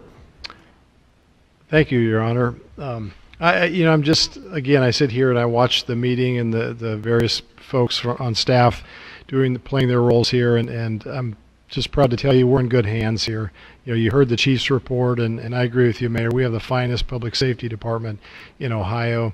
And, Ethan and Jennifer's here as well, and our law director, and we recognize Cindy Stafford, our finance director, and Lori Stasel, at the controls here.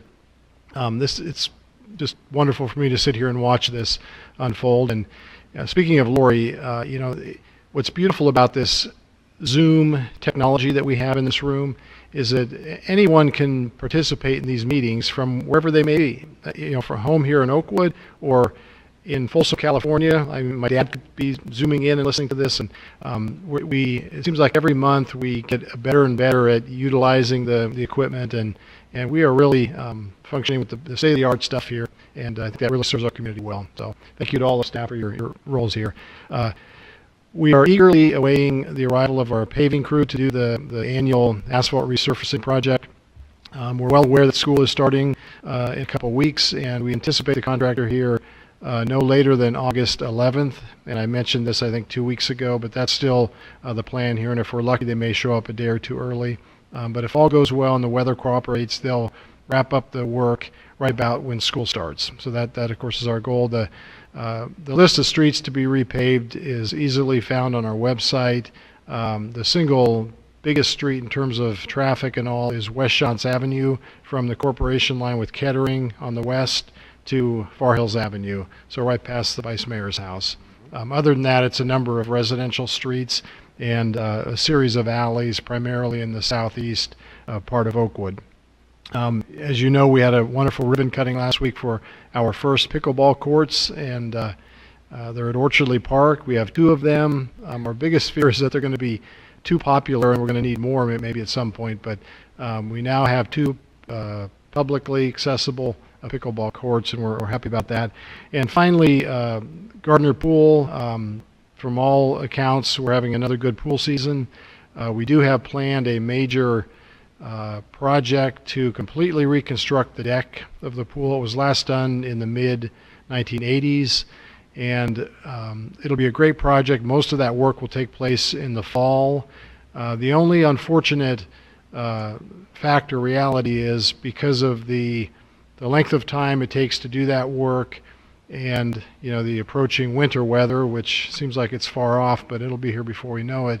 We're going to have to drain the pool right after Labor Day, and we will not be able to keep the pool open one more week for the wonderful dog splash.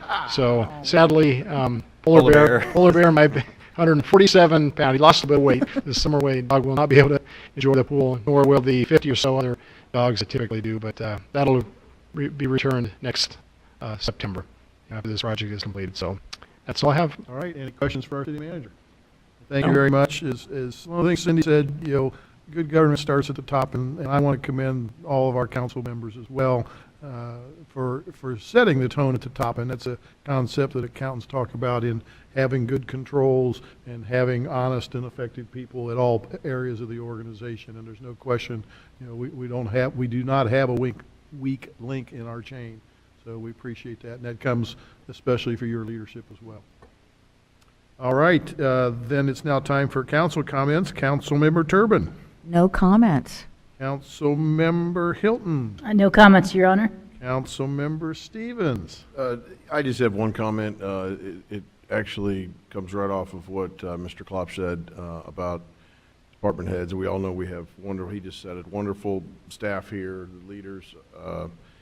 I had no idea he was going to say what he did, but I just wanted to comment on Carol Collins and her staff, specifically our city horticulturist, Brian Caldwell. Everybody in our city does a great job, but I do want to point out, I drive around a lot with my full daytime job, looking at properties, looking at different things, and I see him out all the time, and he's always working. You would think a horticulturist would be the guy just inspecting the trees and doing it, but he's physically doing the work.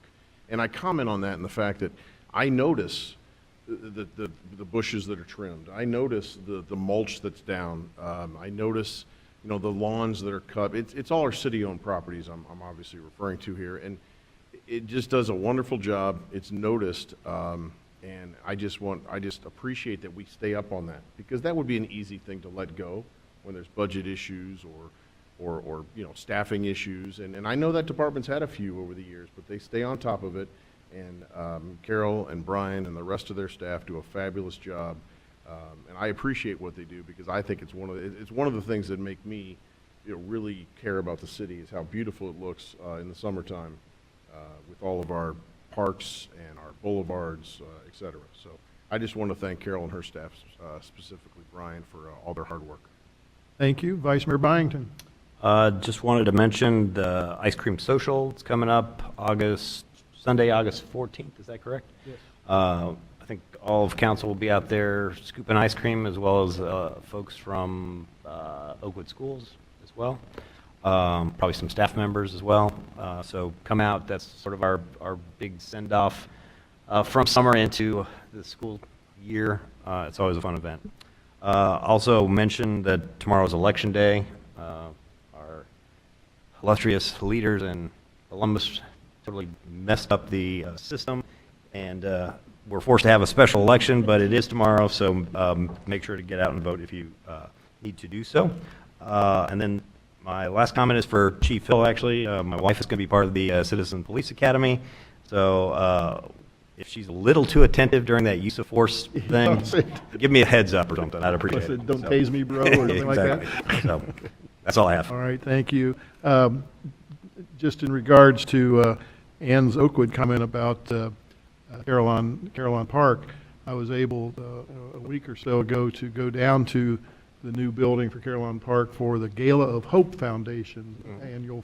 It's a fundraiser. They last did it in 2018.